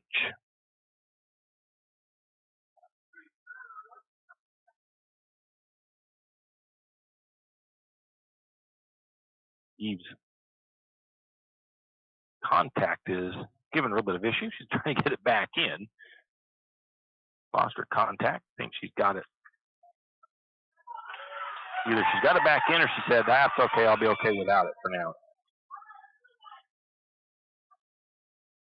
Eve Wrench, 2 for 3 from the charity stripe. She has found her distance now as she makes that one. Checking in for the Lumberjacks is going to be Jacqueline Linnemeyer. Coming out, the 24 of Kayla Jansen.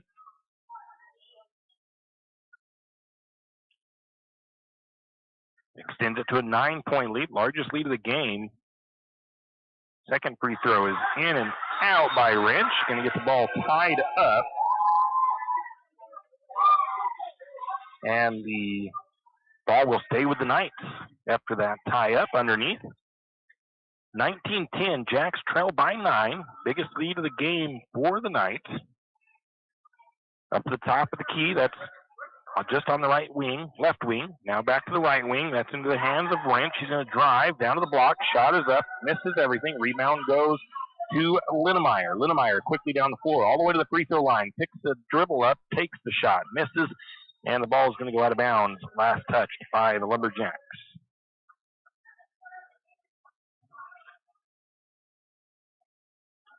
Bringing the ball back down is Casebolt for the Knights. Brings it down the right side.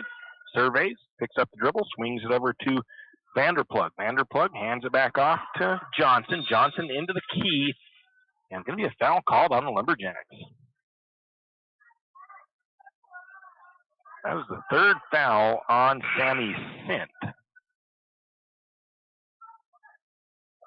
That foul will send Cora Johnson to the free throw line. She is 0 for 2 from the charity stripe. Has a chance to double up the score here. High free throw is no good.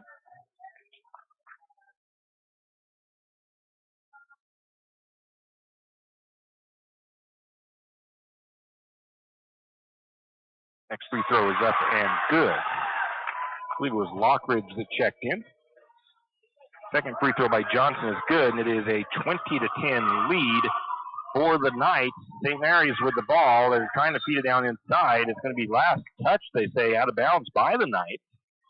St. Mary's trying to kind of force things down there as they try to get that inside, and not quite sure where they're going with it. Into the corner to Elliott. Elliott with the quick three. It's just off the mark, won't fall in. Rebound to the Knights. 53 seconds on the clock. The Knights bring it down the floor. Casebolt with it. Gives it over to Wrench. Wrench working on the left wing. Takes a dribble. Then picks up that dribble. Gets it to Vanderplug. Vanderplug going to get called for the travel as she works from the left side. Turnover on the Knights. 20-10. Lumberjacks trail. 41 seconds on the clock. St. Mary's making a substitution here. As Berkeley McGrill comes out, Lily Daniel checks in for the Jacks. Into Elliott. Elliott right back to Linnemeyer. Linnemeyer has her pass deflected, but gets it out to Daniel. Daniel picks up her dribble, looking for an outlet. St. Mary's needs to get it across. They find Lockridge. Lockridge with the shot, a little bit long, and the rebound goes to no. Man, I don't think Lockridge got that rebound. I'm going to give it to her, but Lockridge made the bucket. Now the ball is loose. Turnover on the Knights. St. Mary's brings it the other way. 12 seconds. Watkins to Elliott. Elliott working from the left side. Looks to the pass in to Watkins. Watkins going to be fouled. She'll head to the free throw line. That foul is on Casebolt. At least I believe it was on Casebolt. That'll send Watkins to the free throw line. St. Mary's, I think, is 0 for 1 or 0 for 2 from the charity stripe. Watkins' first free throw is up and good.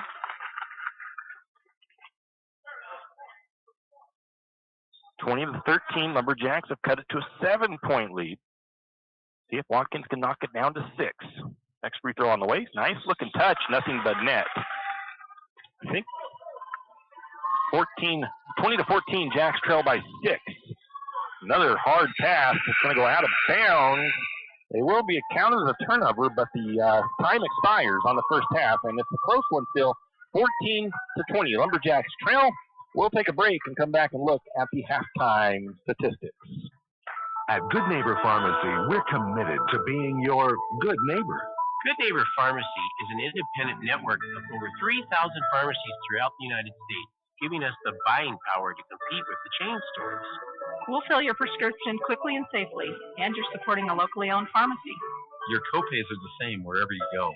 Why not come and visit your locally owned pharmacy professionals? Jack's Pharmacy is your Good Neighbor Pharmacy here in St. Mary's. Come in and say hi. Jack's Pharmacy. High school sports don't just happen. There's a ton of work that goes into every single athletic event. And we have our school's athletic director to thank for a lot of it. Thank you. For scheduling officials, so I can always play the game I love. For ordering quality athletic equipment, so I can stay safe on the field. For mentoring my coaches, so they can be the best role models for me. For coordinating transportation, so I can get focused for the big game. For helping us develop character and learn lessons that will benefit us for the rest of our lives. Thank you to our ADs for always creating a positive experience for us. We'll never forget it. From all of us at the NIAAA, thank you to every athletic administrator in Idaho for all you do to enrich the lives of your students. It does not go unnoticed. This message presented by the NIAAA, the National Interscholastic Athletic Administrators Association. Have you ever noticed that some companies are around for decades and you really don't notice them until you actually see them? Kenneth Bechtel Trucking is one of these. Kenneth Bechtel Trucking has been a fixture in St. Mary's for decades and still is a community-involved business. Take the time to thank these entrepreneurs that quietly make it on their own and make our community all the better for it. Kenneth Bechtel Trucking. Give them a call today at 245-7209. Kenneth Bechtel Trucking, a community staple and lumberjack supporter. Good luck, Jacks. Afraid to touch that breaker box? Need some rewiring done? Call the professionals at M&S Electric. With nearly 40 years experience, there's no job too big or too small. From industrial and commercial to residential and service work, M&S Electric isn't afraid. Serving Benawah, Shoshone, Kootenai, and Latah counties, M&S Electric has you covered. Overhead work, M&S can do that too with their bucket truck. M&S Electric, 408 Main Avenue, St. Mary's. Give them a call, 208-245-3890. No job too big, no job too small. We do them all. M&S Electric.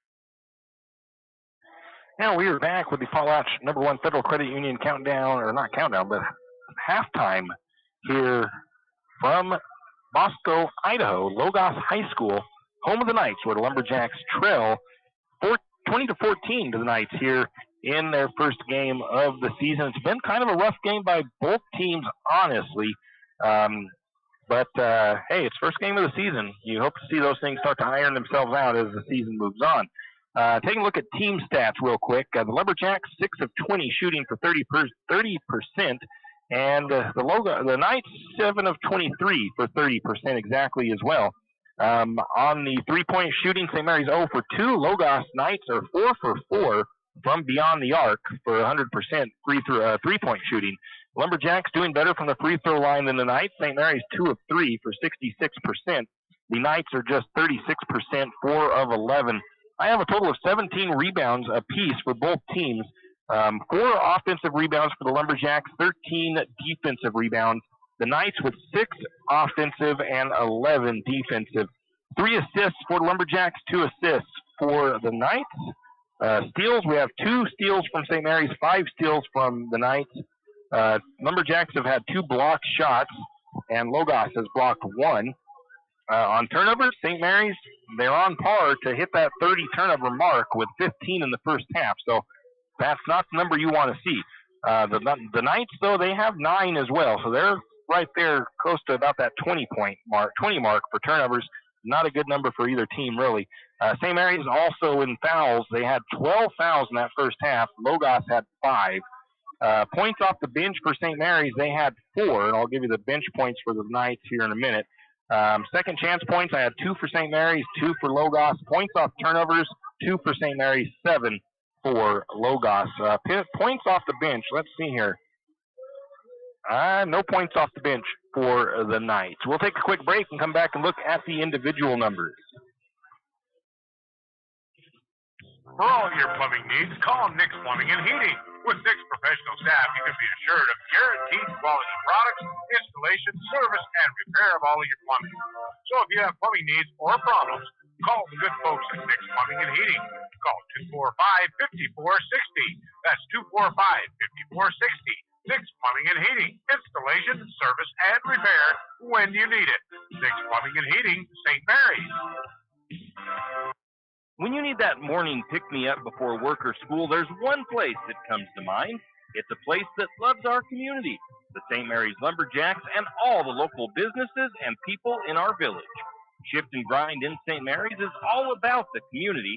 Whether it's helping raise money for the Booster Club or for a family in need, the Shift and Grind family are always ready to help. So be sure to stop by Shift and Grind for your caffeinated needs. Located at 132 First Street in St. Mary's, Shift and Grind says, go Lumberjack! Now we are back here in Moscow at the Logos High School, home of the Knights. Lumberjacks trail 20-14. A couple of quick numbers I did not get there at the beginning that count kind of as the team numbers. The Knights have led this game all the way through so far. Their biggest lead of the game was 9, and there's been 2 lead changes. So they haven't led the game all the way, so I take that back. St. Mary's has led once, and I think their biggest lead was 2. So that's been how this game has gone. It's been been kind of an ugly game a little bit, and it's the first game of the season, so you expect to see a little bit of that coming out. But we'll see what each team does in the second half. Taking a look individually, we'll start with the Logos Knights. Leading scoring for them, 2 players with 6 points, Sarah Casebolt and Cora Johnson. Casebolt had 2 3-pointers made for her. Johnson, 1 2-pointer, 1 3-pointer, and 1 free throw. Eve Wrench had just 3 points, all of those coming from the free throw line. And Grace Vanderplug had a 3-pointer and a 2-pointer to give her 5 points in the first half of play. For the Lumberjacks, Tacey Watkins leads the team with scoring. She's actually perfect on the night. She's 2 for 2 from the field and 2 for 2 from the free throw line. She has 6 points to go along with 2 rebounds, and that's it. 1 personal foul for her. Stacy Mitchell has 2 points. She is 1 for 3 shooting. She has just 2 rebounds. She has 1 assist on the night. 2 points for Stormy Lockridge. She has a couple of rebounds. I gave her an offensive rebound. She also has a defensive rebound. Berkeley McGrill has 2 points tonight. She's 1 for 2 shooting, 1 rebound for her. She has a blocked shot. Brenna Elliott has 2 points on the night, and that's about it for her number-wise. Kara Sexton has 1 rebound, 1 assist, and 1 steal. But to offset that, she does have 3 turnovers on the night, 2 personal fouls to go along with it. Lily Daniel has 1 rebound for the night and 1 blocked shot. And Jacqueline Linnemeyer has a rebound. Sammy Sint has a rebound and a steal. She also has 4 turnovers, though, and 3 personal fouls. So Sammy Sint, one of the Lumberjacks in the most foul trouble with 3. Kara Sexton, Berkeley McGrill, and Stacy Mitchell each have 2. Michaela Spray, she also has 1 rebound, but she also has 3 turnovers in the contest. Taylor Jansen, she doesn't have really any stats. She's 0 for 2 shooting, but she doesn't have much else going on for her as far as that's concerned. No turnovers, no fouls, and so that's her numbers. There was 2 offensive rebounds, 3 defensive rebounds that were for the team rebounds, and then there was 1 turnover I put in there that I didn't see who did that. So that is the individual stats for both teams. We'll take 1 more quick break, and we'll be back with the second half. Looking for future leaders we can believe in? Look no further than the high school student athletes right here in Idaho. High school sports teach young people how to be effective leaders. It includes learning to listen, accepting responsibility, being a good role model, and it's about respect. The result, it transcends sports. It gives us hope for the future. This message presented by the Idaho High School Activities Association and the Idaho Athletic Administrators Association. And we want to extend a big thank you to Mr. Todd Gilkey, the AD for St. Mary's, as all the work he puts in behind the scenes and everything else to make sure we get these games scheduled. Going back into the pandemic, all the work he did and all the stuff he had to deal with that as well. That had to have been not a fun time for him. Thankfully, things are starting to hopefully get back to normal. But again, a big thank you and a shout out to Mr. Todd Gilkey for all of the work that he puts in. I hassle him a lot for rosters and stuff like that. So I want to thank him on a personal level as well as for everything else through the school that he has to do. Okay, we are about ready for the second half, and really I'd like to see the Lumberjacks cut those turnovers down. Less than 15 in the second half would be nice, and that could help them get to a victory here, but that's going to be the first thing they have to do is cut down those turnovers.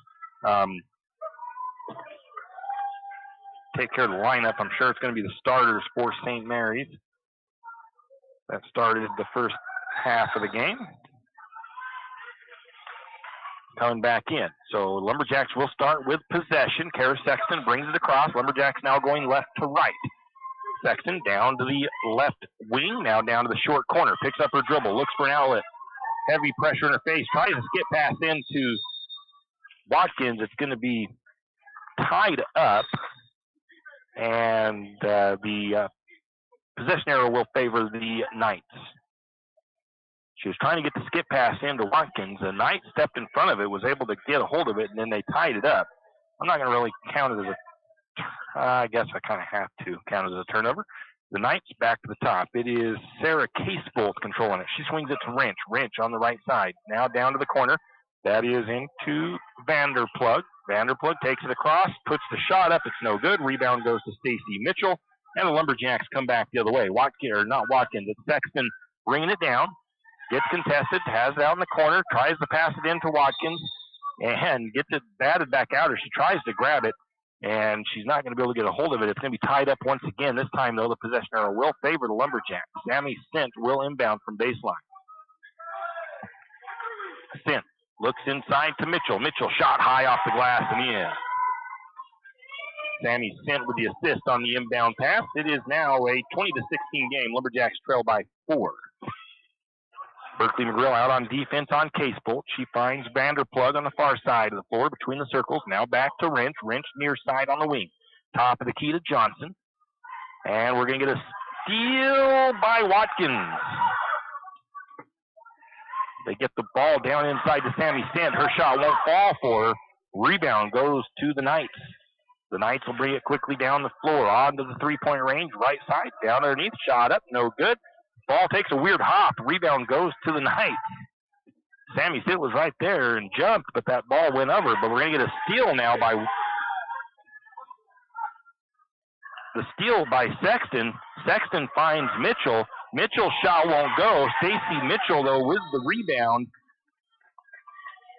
And Mitchell is able to put it up and good, and we get a timeout taken by the Knights as St. Mary's has scored, I think it's 4 unanswered to start the third to cut it to a 2-point lead. It's 20-18. Timeout by the Knights. So a good start to the second half for Lumberjacks so far. 6:17 to go in the third.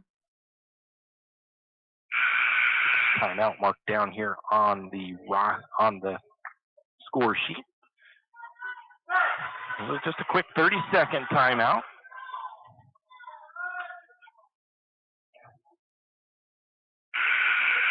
Knights will inbound baseline as they brought the ball across the timeline before they called the timeout. Or no, actually that was called to the Lumberjack basket. That's right, they've switched sides. So it'll be Casebolt bringing it down for the Knights. Top of the key, she has Berkeley McGrill on her. Gets stood up just above the free throw line. Kicks it out to Vanderplug. Vanderplug to Wrench here on the right side. Wing. Looks inside, down to the baseline. Vanderplug spins. Oh, it's going to be what looked like the fans say should have been a block on the shot by Mitchell, but Watkins. Watkins going to get called for the foul, and that's going to send Vanderplug to the free throw line. She's 0 for 1 from the charity stripe, and she makes the first one. 3-point lead now for the Knights, 21-18. Vanderplug lines up for the second shot from the free throw line. It is on the way. That one is no good. Rebound to Mitchell. Lumberjacks bringing it the other way. Sexton has it, looks inside to Mitchell. Mitchell spins on the baseline, shots up. They're going to say that one is no good and blocked. Partially blocked, and they're not going to get a whistle on that one. Our fans are saying that maybe should have been a foul on that. I'd like to see Mitchell, though, go up a little bit stronger. She's not really jumping. That's going to be a shot by the Knights. No good. Rebound picked up by Watkins. I know Mitchell can jump higher than she is when she gets those shots from the low post. She needs to jump. Out to Sexton. Sexton brings it down the right side of the block. Left side of the block. Down into Watkins. Mitchell. There's going to be a foul on the floor on the Knights.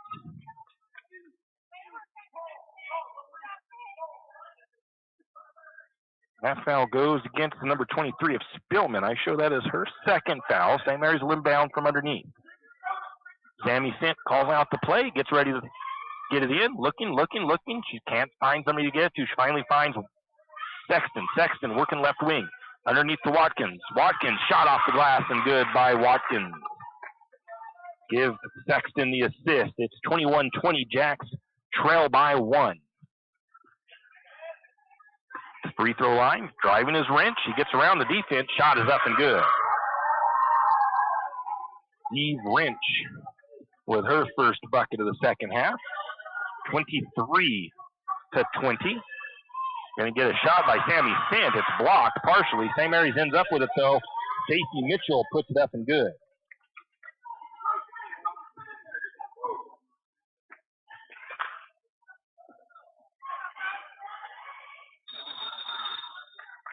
Going to have to fix that, as that was not Watkins with the shot.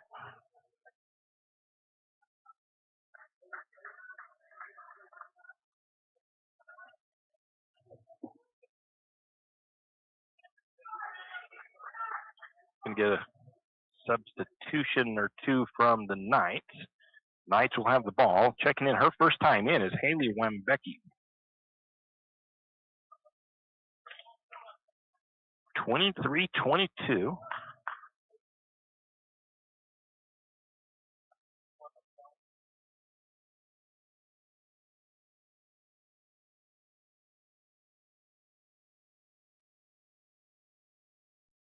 I believe the score should be 23-22. They've got it at 23-20.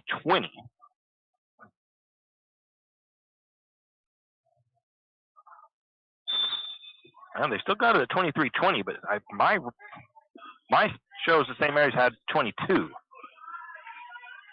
We'll find out. Down inside. I'm going to keep it at 22. St. Mary's going to tie the ball up. Possession arrow, which it doesn't show it up there, will go to St. Mary's.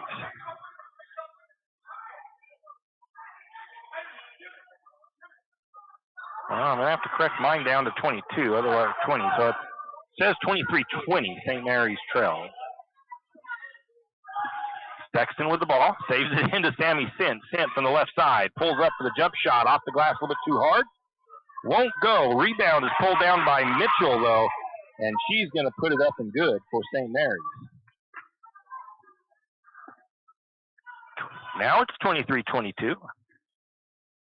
My score shows that it probably should have been, I don't know, they keep changing the score up there on the scoreboard. The ball is out to Cora Johnson. Shot is up from free throw line, no good. Watkins with the rebound. St. Mary's the other way. Watkins drives, gets her shot blocked. Rebound goes to Sexton. Out to McGrill. And McGrill with the shot and the bucket with the assist from Sexton. St. Mary's with the lead change, 24-23. Knights working it around the horn. Now they pick up the dribble just near the elbow. Back to the top of the key to Rich. She loses it. Turnover on the Knights. Sexton has the ball. Bringing it down the floor. St. Mary's looks to extend on their lead. Sexton's going to pull up just inside three-point range. Shot on the way. No good. It's going to be a rebound by Mitchell. It's up and good.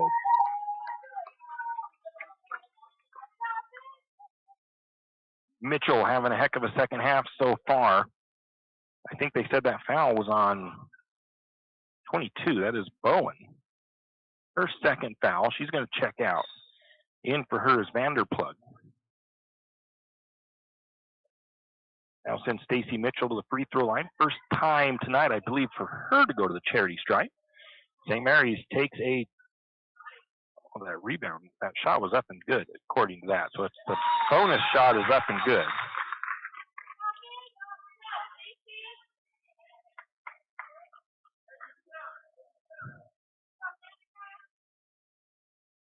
Stacy Mitchell's going to come out, get a breather. I think I heard somebody say Danica Sloper checks in. Shot on the way, no good. By the Knights, ball is loose.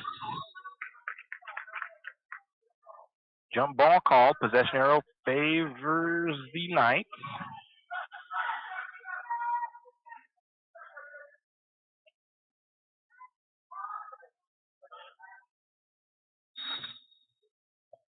Four-point lead, largest lead of the game that St. Mary's has had. Into the corner, three-point shot on the way by Casebolt. It's no good. Rebound is going to be by Sloper. And she tips it over to Sexton. Now to McGrill, driving left side. Shot is up, misses, but it's going to be Danica there for the rebound. Sloper tries the shot. It's no good. Rebound goes to the Knights, and then the ball is going to get knocked out of bounds. Last touch by the Knights, so St. Mary's will inbound. 2:30 to go, third period. St. Mary's with the 27-23 lead here.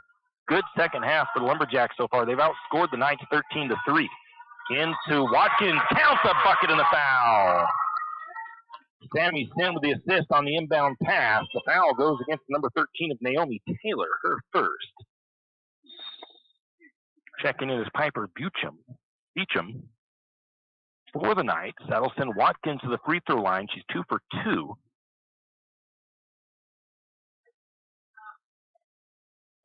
And that one's going to fall through as well after coming off the back of the iron. Lumberjacks lead by 7 on the three-point play from Watkins. Down to Bucham. Bucham with the shot. No good. Rebound goes to Sexton. Sexton, though, with the bad pass down the floor, it's going to be a turnover and a steal by the Knights.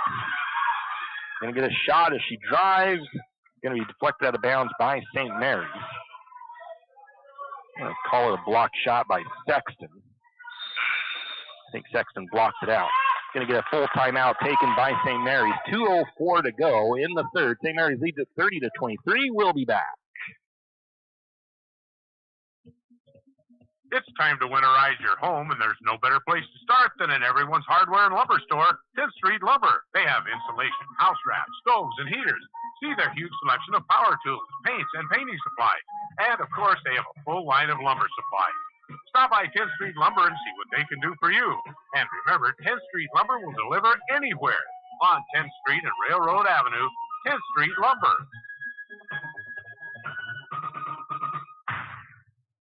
Wondering how to manage your retirement nest egg? How big should it be when you retire? Contact Jenny Oaks at Gateway Financial Partners to get the answers to these and all your other financial questions. The securities and advisory services offered through LPL Financial, a registered investment advisor. Member FINRA SIPC. With over 30 years of financial planning, give Jenny Oaks a call at Gateway Financial Partners today. The guidance is free. The experience is priceless. Call 245-5255. Now we are back after the timeout taken by St. Mary's. Now they have the score up to 32. I think they found that St. Mary's had that other score on there from Mitchell earlier. So now it says 32-23. St. Mary's with a 9-point lead. The Knights will inbound into the corner. Right side, out of the top of the key is Casebolt. Casebolt to the free throw line. Backs the ball back out to Johnson. Johnson picks up her dribble top of the key. Back to Casebolt, right wing. She looks into the low post. That's into the hands of number 15 of Wimbacki, and we're going to get a foul, I believe, on St. Mary's. And they're going to call that one on Watkins. That is her third. That will put number 15 of Haley Wimbacki to the free throw line, her first time there. First free throw is going to fall through.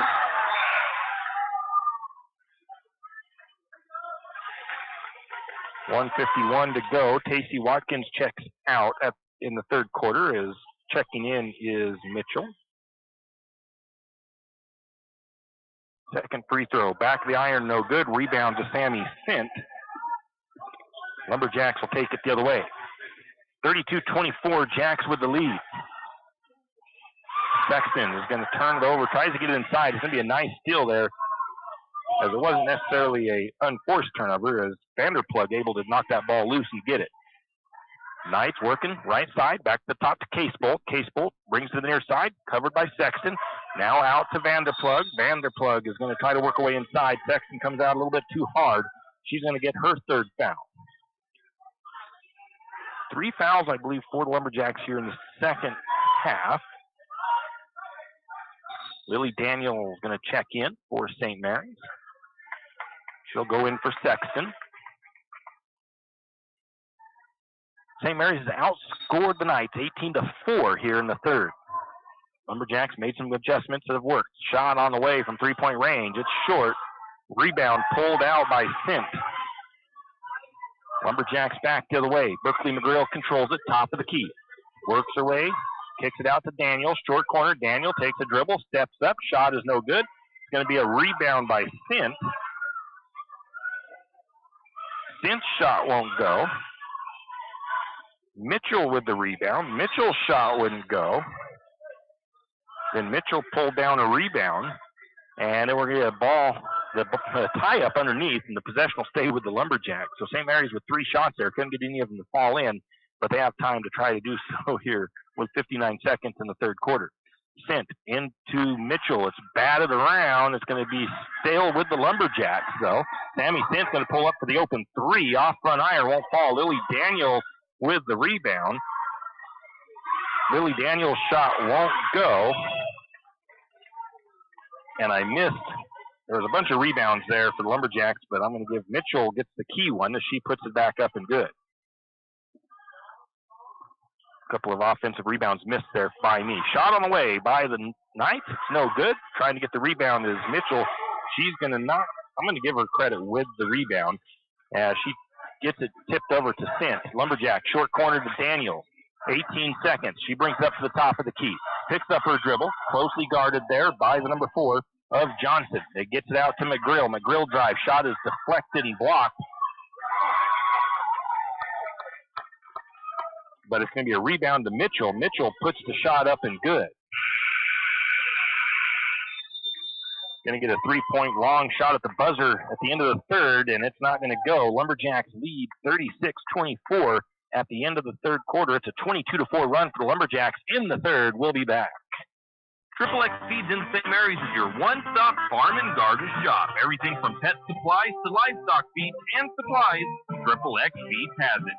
Horse supplies, they have that also. From saddle pads to bridles, Triple X Feeds can set you up. Triple X Feeds now has hay and alfalfa in stock as well as straw. Triple X Feeds, located at 130 East College Avenue in St. Mary's, open 8 to 5:30 weekdays and 9 to 5 on Saturdays. Triple X Feeds, a proud Lumberjack sports broadcast sponsor. St. Mary's Realty is a St. Mary's icon. Why? Because they are a team. They work for you. And they've been a team for many years. Whether you are buying your first home, looking for a recreational cabin, or selling your current home, St. Mary's Realty puts their team on it for you. So stop in or give them a call today at 245-4502 and let their team be your team. That's St. Mary's Realty at 726 Main Avenue, St. Mary's. And we are back. Stacy Mitchell has gone off for 15 points in the second half. She has a total of 17 now. She has had a heck of a second half with rebounding and everything. We'll give you those stats at the end of the game. The Knights start with the possession in the second half. That shot's going to be blocked by McGrill partially on the shot. The ball is going to be tied up.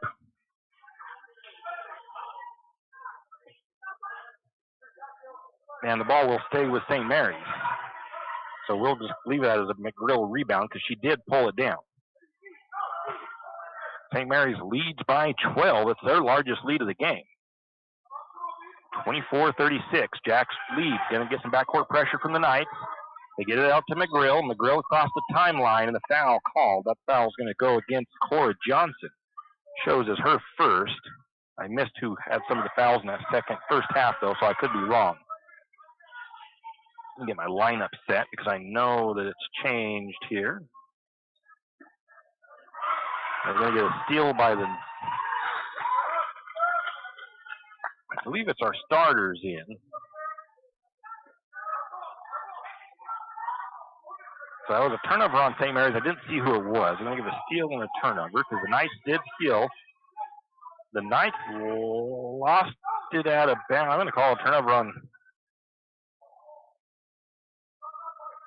Well, the official coach for the Knights is saying that it was out on St. Mary's, but they're saying it is not. So I'm going to have to call that a turnover on the Knights. So Lumberjack ball.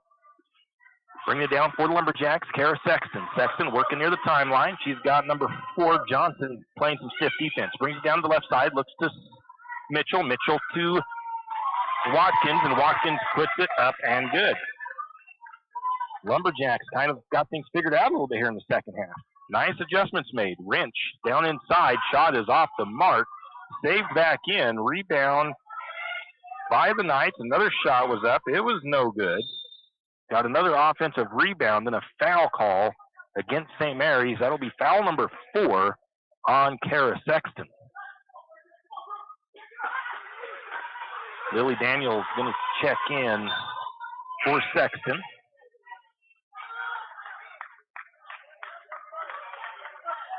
Sexton working hard down there. Inbounding for the Knights is Vanderplug. Gets it to the corner to Casebolt. Casebolt gets up to Wrench. Wrench to the far side to Vanderplug, and another foul call. Going to get maybe a little bit of a block or a little bit of a hip check there, I guess, by Stacy Mitchell. That'll be her third. 15th foul for St. Mary's. The Knights have 4. Coming in for the Knights is the number 13 of Naomi Taylor. Coming out for her is Cora Johnson. Knights will inbound from baseline.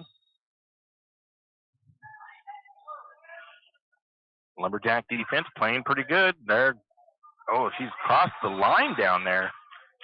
And we do finally get a whistle as she stepped in basically across the baseline, turning the ball over as Lumberjack defense was plastered man-to-man to everybody down there. Now we're going to get a backcourt pressure broken nicely by the Lumberjacks. Lily Daniels just inside three-point range. It's up and good. And the assist comes from Stacy Mitchell. Lumberjacks stretch that to a 14-point lead. Actually, I think it's more than that. Shot is up, no good. Offensive rebound for the Knights. They'll reset. I think we're up to a 16-point lead for Lumberjacks. Three-point shot on the way. It is short. Rebound to Sammy Sint. Lumberjacks take it the other way. Berkeley McGrill sets up the offense, drives down, gets it out to Watkins. Watkins up and good as McGrill was able to get the defense to come out on her, leaving Watkins open on the post. Down inside, Emily Bowen gets the ball knocked loose. It comes out to Ranch. Ranch takes the wild shot. It's no good. And it's going to go out of bounds, last touch by the Lumberjacks. 42-24 Lumberjacks lead. It's been all St. Mary's second half. They've outscored the Knights 28-4. Lumberjacks making some subs here. Danica Sloper, I believe it was, checked back in. Sammy Sint gets a breather. Knights have it on the right side. Three-point shot away by Case Bolt. It's up and good. That's Case Bolt's first bucket of the second half. And we're going to get a turnover on St. Mary's, I believe, is Danica must have stepped over the baseline on the inbound pass. We're going to get a timeout taken by the Lumberjacks. It's a 30. We'll take it as well. Financial investments are very important, but so are the investments of time, patience, and encouragement our young athletes receive from their coaches, teachers, and mentors. Heidi Kruger, your St. Mary's Edward Jones financial advisor, understands this. That's why Heidi Kruger is a proud sponsor of the Lumberjacks on KOFE. For all your investment needs, call 208-755-5294 or visit edwardjones.com. Edward Jones, member SIPC. Now we are back, and the Lumberjacks flipped a switch at halftime as they have come out on fire as they have outscored the Knights by 28-7 in the second half, giving them a 40. I think they've got the score. Yeah, there we go. They've got 42-27 is the score. Lumberjacks lead.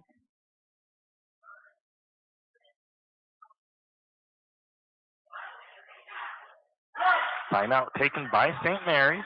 Stacy Mitchell has had a heck of a second half. She had only 2 points in the first half. And after that, the third quarter, she had 17 at the end of the third. So she scored 15 points in the third to really spark the Lumberjacks offense. The Knights will inbound. Looking to the low post. Shot is up. It won't fall. Rebound to Mitchell. Mitchell hands it off to McGrill. McGrill brings it across the timeline. Looks to Lily Daniel on the right wing. Foul underneath. And is that an offensive foul? It's an offensive foul away from the ball against Danica Sloper. Trying to get herself some room to work down there in the low post, and got a little bit carried away, I guess, with the elbows there, trying to move people around. Knights will inbound. Danica's going to come out.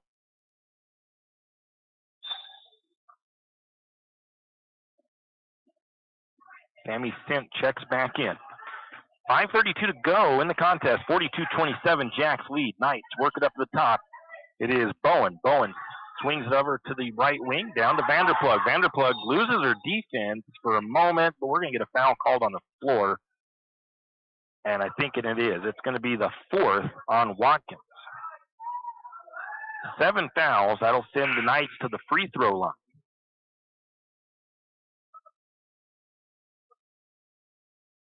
Knights have not been particularly proficient from the free throw line, just 40%. And it is Vanderplug, who started off slowly from the free throw line, but she is 1 for 3. 1 for 4. Misses that one. Rebound to Mitchell. Mitchell to McGrill. McGrill sets up the offense. Works her way to the left side. Drives down. Loses the ball, and that's going to be a turnover on McGrill as she lost the handle on that one. Tried to save it in, but stepped out of bounds as she was doing so. So the Knights will bring it in, looking to try to cut this lead. St. Mary's leads at 42-27. They lead by, I think it's a little bit more than 16 points now, or less than 16 points, actually. Over to Casebolt. Casebolt at the top of the key to Wrench. Wrench tries the right side of the baseline, or the blocks, can't get anywhere to go. Gets it out to Vanderplug. And as Vanderplug tries to drive, Berkeley McGrill grabs the ball, ties it up, and the possession stays with the Knights, but nice play by McGrill. Inbound pass, top of the key to Wrench. McGrill out on her. She loses the ball, but it goes to one of her teammates. Back set out to Casebolt. Casebolt working the right side just inside three-point range. Back out to Wrench. Now to the short corner to Vanderplug. Back to Wrench. Now to the top of the key to Taylor. Now Casebolt, right wing. Free throw line. Going to be a shot up. No good. Ball tipped around. Pulled down. No by the Knights. They're able to get that. It was tipped around by a whole bunch of players. But the Knights ultimately keep possession. Down to the corner from Wrench. Wrench tries to feed it inside. Almost a steal by Sint. They're going to call the tie-up. And the possession will swing over to the Lumberjacks. Nice hustle play there by Sint, though. Pass it to Watkins. Watkins comes around and going to get the ball swiped out from behind. Going to get a steal by the Knights. It was a good play by the Knights as they came up from behind. Watkins was trying to make that pass down to Mitchell. Driving. Vanderplug. Shot no good, but she's going to be fouled, and that's going to be Berkeley McGrill's third foul. That'll send Vanderplug to the free throw line to shoot 2. Vanderplug again is 1 for 4 from the charity stripe.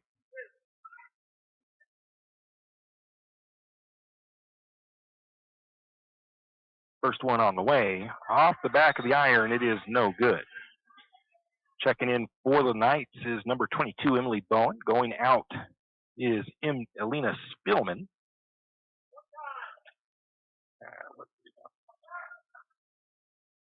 Second free throw on the way by Vanderplug is no good. Back iron. Rebound, though, to the Knights. And then a turnover, a steal. I'm going to give the steal to Watkins. Turnover for the Knights. McGrill works down the right side. Feeds it underneath to Mitchell. And Mitchell is all alone. Puts it up and good. Berkeley McGrill with the assist. 44-27, Jacks lead, 3.5 to go in the contest. Into the hands of Taylor, works it down to Casebolt. Casebolt goes baseline, kicks the ball back to the top. Into the hands of Taylor. Taylor backs it out to Vanderplug. Vanderplug brings it to the right side, drives down to the block. Shot is up, won't fall. Rebound goes to Watkins.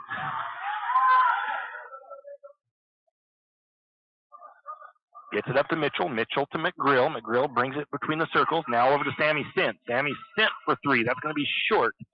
Rebound is going to be picked up by the Knights. And they'll bring it the other way. Quickly down is Casebolt. Looking inside to Vanderplug. Lumberjacks double teamer. Her shot's high off the glass. Again, didn't jump. Offensive rebound, though, goes to the Knights. The putback is no good, but a foul going to be called. That will be foul number 4 against Stacy Mitchell, it looks like. And the Knights will shoot 2. That'll put Emily Bowen to the free throw line for the first time tonight. First free throw is no good.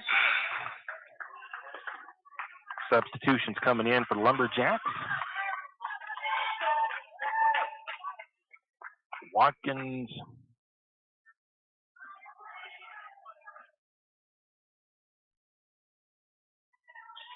I know Mitchell came out. Stormy is in there now. Lily Daniels been in. Watkins is still in. It was Mitchell that came out. I think that was the only one. Second free throw was up and good by Bowen. Lumberjacks with the ball now. Ball gets knocked out of bounds on the far side. The other one that is in is also Sexton. So I'm trying to see who she went in for. Not Sammy. Sammy Sint is still in there. Oh, it's McGrill. Lily Daniel finds Watkins underneath. Watkins puts it up and good. 46-28, Jacks with the lead. Driving on the right side is Naomi Taylor. Gets the ball to the top to Wrench. Wrench to the free throw line. She shuffles her feet a little bit. Tries for the shot. It's no good. Going to be saved back in. But to the Lumberjacks, I believe it was Lockridge that ended up with it. Sexton, top of the key. Sexton picks up her dribble. Tries to find Sammy Sant. She's going to turn the ball over. A steal by the Knights. Down to the low post. Shot is up. It's no good. Lily Daniel there for the rebound. Lily Daniel's going to bring it all the way down herself. All the way underneath. Shot is up. Won't fall. Rebound to the Knights. And a foul going to be called.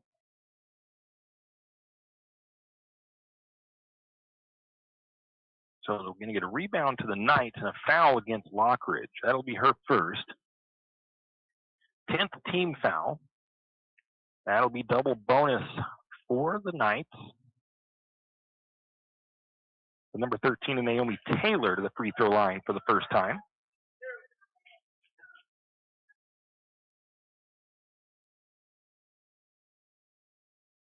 First free throws up and good.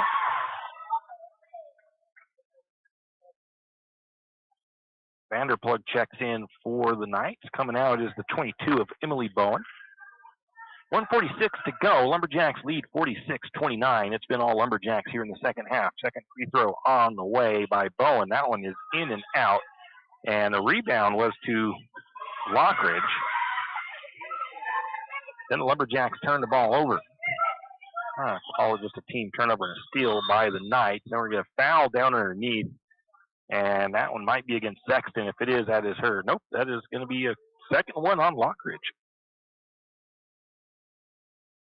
I think Sexton thought it was going to be on her. If it would have been her fifth. But that'll send, I believe that's Vanderplug to the free throw line. She has not had a good night from the free throw line. 1 of 7 from the charity stripe for Vanderplug. It's been not a nice night from the charity stripe for the Knights as it is. Second free throw, that one is going to be in and out. Ball is tipped out of bounds. It'll go over to the Lumberjacks team rebound for them. The Knights tried to get the offensive board, kicked it out of bounds. Backcourt pressure from the Knights. Sammy Sint going to try to get it across the timeline, far side. Now she looks down to Lockridge. Lockridge, shot is up and good from the short corner. Almost thought she might get called for an extra shuffle there, but she did not. Down inside, shot is up by the Knights. In the second half, the bucket has not been kind to the Knights. Rebound to Watkins.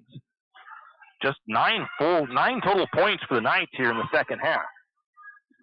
St. Mary's with the ball. That's Sammy Sint looking for a cutter. She gets it to Sexton. Sexton is trying to get it into Daniels. Going to be out of bounds off of the Knights. And we're going to get a full substitution for St. Mary's. Trying to see who's supposed to be staying out there. So Lockridge is staying out. Everybody else is new. Taylor Jansen, Brenna Elliott, Linnemeyer, and Spray into the game. Spray gets it into Linnemeyer. Linnemeyer's shot won't fall. Rebound is being kicked around. Jump ball going to be called. Possession will go to the Knights. St. Mary's has scored 34 points in the second half to the Knights 9, and that has obviously been the driving force for the comeback for St. Mary's in the second half. The Knights have the ball. Right wing, Wrench to the top now. That's into the hands of Johnson.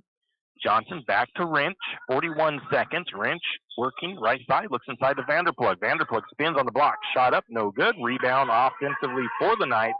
They put up another shot. It's no good. And that rebound, I believe, went to Lockridge. And we're going to get a deflection on the opposite side of the floor. Ball goes out of bounds off of the Knights of Logos, so St. Mary's will inbound. 26 seconds to go. Spray into Lockridge. Lockridge covered. And they're going to say Lockridge shuffled a little bit too much, maybe drug her foot. Going to get a turnover on the travel.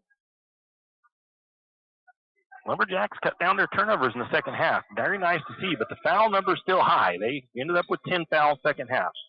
17 seconds. Wrench with the ball. Right wing. Looks inside the number 23 of Spillman. Her shot will fall.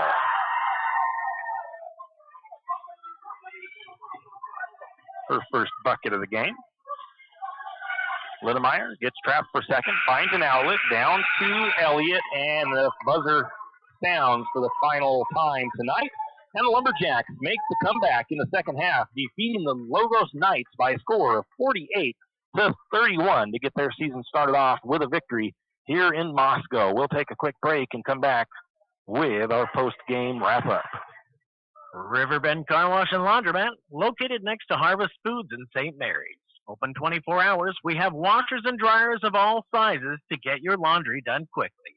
If you'd like to get your laundry done in less than 5 minutes, take advantage of our drop-off laundry service where we wash, dry, and fold it for you. While you do your laundry, be sure to take advantage of our touchless automatic car wash, which has that great undercarriage spray to get the grime off. Riverbend Car Wash and Laundromat can be found at riverbendbubbles.com or call 208-582-4844.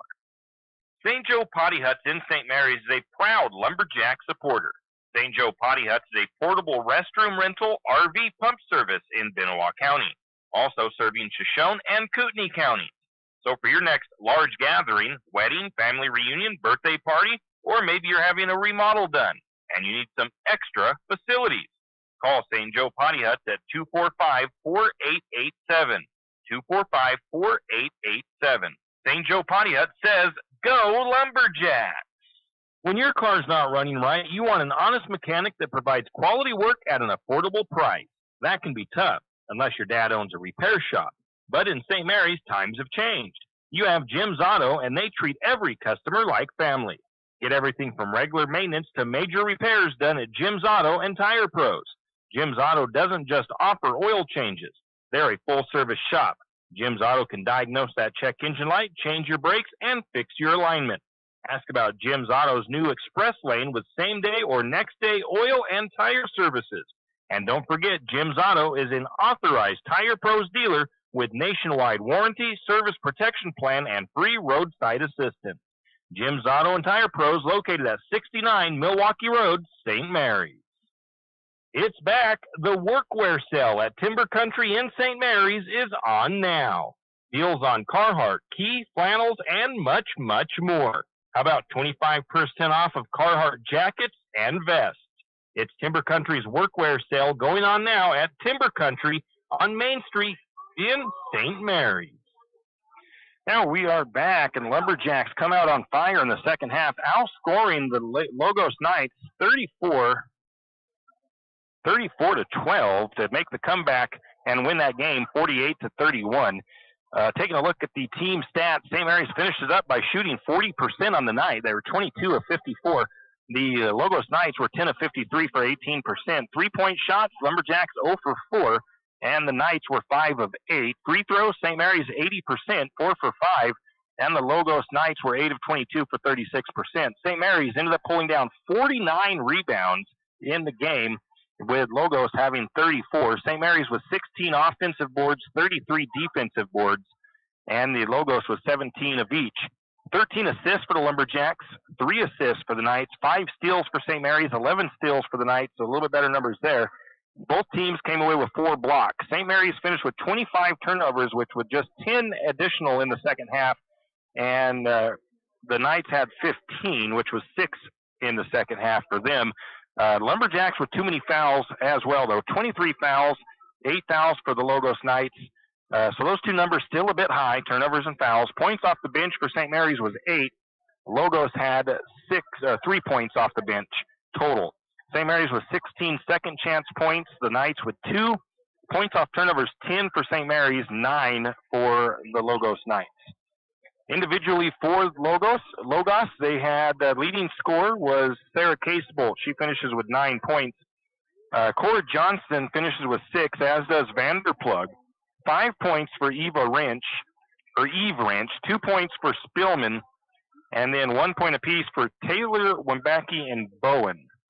Individually for St. Mary's, Stacy Mitchell and actually Tacey Watkins. So Watkins led at the end of the first half. I think she had 6, but Mitchell has 19 points. She scored 17 in the second half.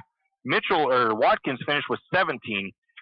Mitchell had a double-double, 15 rebounds. She had 3 assists, 19 points. Tacey Watkins with 6 rebounds, 2 steals, 17 points. Stormy Lockridge finishes with 4 points and 5 rebounds. 4 points for Berkeley McGrill. She had 2 rebounds, 2 assists, and 2 block shots. Lily Daniels had 2 points. She had 3 rebounds and assists, 1 block shot. Brenna Elliott finishes with 2 points. And then some other numbers here. Sammy Sint did not get any points, but she had 5 rebounds, 3 assists, and 1 steal. Harris Sexton did not get on the board with points, but she had 3 rebounds and 3 assists and 2 steals with a block shot as well. Then Danica Sloper had 2 rebounds for her. Jacqueline Linnemeyer had 1 rebound. Michaela Spray had 1 rebound. And Taylor Jansen didn't really get on the scoreboard with nothing as far as stats. She was 0 for 2 shooting, but that was about it for her. So the only one there, not the only one, but still, great night actually for the Lumberjacks. Great second half. And that's the numbers I want to see from those seniors, Mitchell and Watkins, right there all season long. If they can each average 19 and 17, which that's tough to do, they won't probably do so. But if they can keep those numbers up and they can keep those turnover numbers down, they really kind of settled down a little bit in that second half and was able to make the win happen. But it's just the first game of the season. So the Lumberjacks will be back at home hosting Lakeside on Thursday. Again, we probably more than likely will not be broadcasting that game as we're going to be headed out of town. But that is also going to be a Veterans Recognition Night. So all of you veterans in St. Mary's, get out there to that gym, cheer on the Lumberjacks, and let them show you guys the appreciation that you guys deserve for everything that you guys have done. That's going to do it for us here from Logos High School in Moscow as the Lumberjacks start the season 1-0 with the 48-31 win here tonight. I'm Tim Parrish. Have a great evening, and we'll see you back here next time. You've been listening to another production of Lumberjack Sports on KOFE 1240 St. Mary's, your Lumberjack Sports Network. We thank you for tuning in and hope you enjoyed the broadcast. We also want to thank our Lumberjack Sports broadcast sponsors and hope you'll do the same. Without them, these broadcasts wouldn't be possible. Until next time, same as always, go Lumberjack!